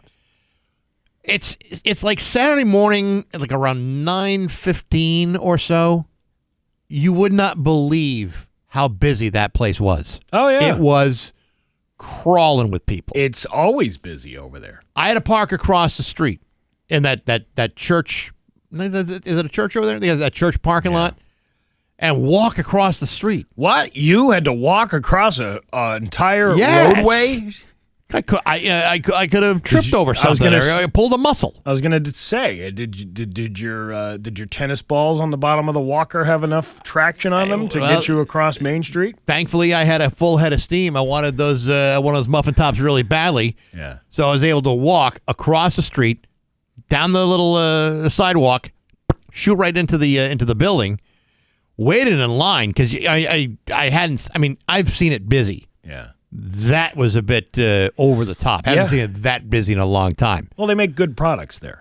Fantastic. Never had anything bad at Rice's. I went there on a Sunday afternoon at like 3 in the afternoon, and it was like super busy. Oh yeah, Yeah, it's crazy always packed in there. And so I was getting my muffin tops like right out of the oven. Oh my God, so damn good. I've become one of those breakfast place people. Yeah. You know, where I'm trying out different breakfast places to see what's good, and if I'm going to sit down at a place, I want like homemade corned beef hash. Yeah, you don't want canned stuff. The canned stuff. Some of these places try to get away with that, and it's not. It tastes like dog food, and it smells like dog food too. Yeah. I want the good Rusty's up in Holyoke. Hands down, has got the best. I think the best homemade hash, with that. Yep. But yeah, you're trying to find a place that's got the whole. I went to the Hash House in Southwick on Saturday. And? That was pretty good. Pretty good? They had all different. They have like sausage hash. They have. It's called the Hash House, so Well, they you got different want- types of hash. Unless they make one hash and that hash is so good you can name it after it. Yeah, I don't know Yeah. what they're doing over there, but that wasn't bad. That's but, good. But I'm on the hunt. If you got any good breakfast suggestions, let me know. Well, you know me, I'm a big fan of the bacon hash at Evans and Ludlow. Big fan of that. Well, But for a quick breakfast, the Autumn Mist Farms got those sandwiches and stuff. Those are really pretty good. Those are really good. Remember we had different. Remember the guy brought here? He brought like 10 different sandwiches, and we had to roll out of here on a Because we both had Wednesday like 6 each. Yeah. That was probably too much, but still delicious. So Route 10 Tire listener line, 293-1021, what's your favorite breakfast joint? Yeah, see, there we go. Yeah. Now we're gonna get some ideas And here. that one in West Springfield, the sunny side up, you can get a Galumpki with your breakfast. Ooh, I don't know, breakfast galumpki. I don't know had that for breakfast. I mean, want to try Don't it. knock it until you try it. I'm not the kind of person that poo-poos certain food at certain times of day. If I want if I want something that like a pie for breakfast, and then doggone it, I want some pie. Pie. Who wants pie? I like a good pie. People love pie. I'm one of those people. Let's see. I'm getting suggestions already. Let's see what this one says. And why is my Face ID not opening? I'm not going to Worcester. Worcester? Don't be ridiculous. What are you going to go that far for? Lou Rock's Diner in Worcester. Worcester? I'm not going to Worcester to get breakfast. I mean, I'm sure it's good. Copper Line in Chicopee, that's good. You and I have eaten there before. Copper Line. Yep. Blue Bonnet in Northampton, that's a fine place too. Petro's in Chicopee, that's a good one. Mm-hmm. O'Brien's Corner. They say they make the best breakfast in town. Said so right in the sign. Okay, but that's them saying that. Well, it's a pretty good breakfast. It's a good Gristmill Cafe in Southwick. I have not been there yet. But that's really good. That's Donnie. He donates a lot of stuff to the like the charity stuff. Sure, he does. Very, very good. And you can get a good meal over there. I'm telling you. All right. Find these gems. There's this one in East Hampton I want to try. The Silver Spoon. Yep. I heard that was pretty good too. Little George is in Westside. That's Little George. I mean, I haven't been there in years, but it's quite good back in the day. They have really good ham at Little George's ham is terrific. It's like a ham steak that you get when you order the ham. It's not just the ham steak; it's the flavor of the ham. It's outstanding. There's a new restaurant in West Springfield in the center of town next to CVS called The Roundabout. I've been there. Been there a couple of times. Good? Yeah, pretty good. Al's and I always wanted to go to Al's. Al's is really good. Yeah. That we did a show there once many years ago. Terrific. Stables in Palmer.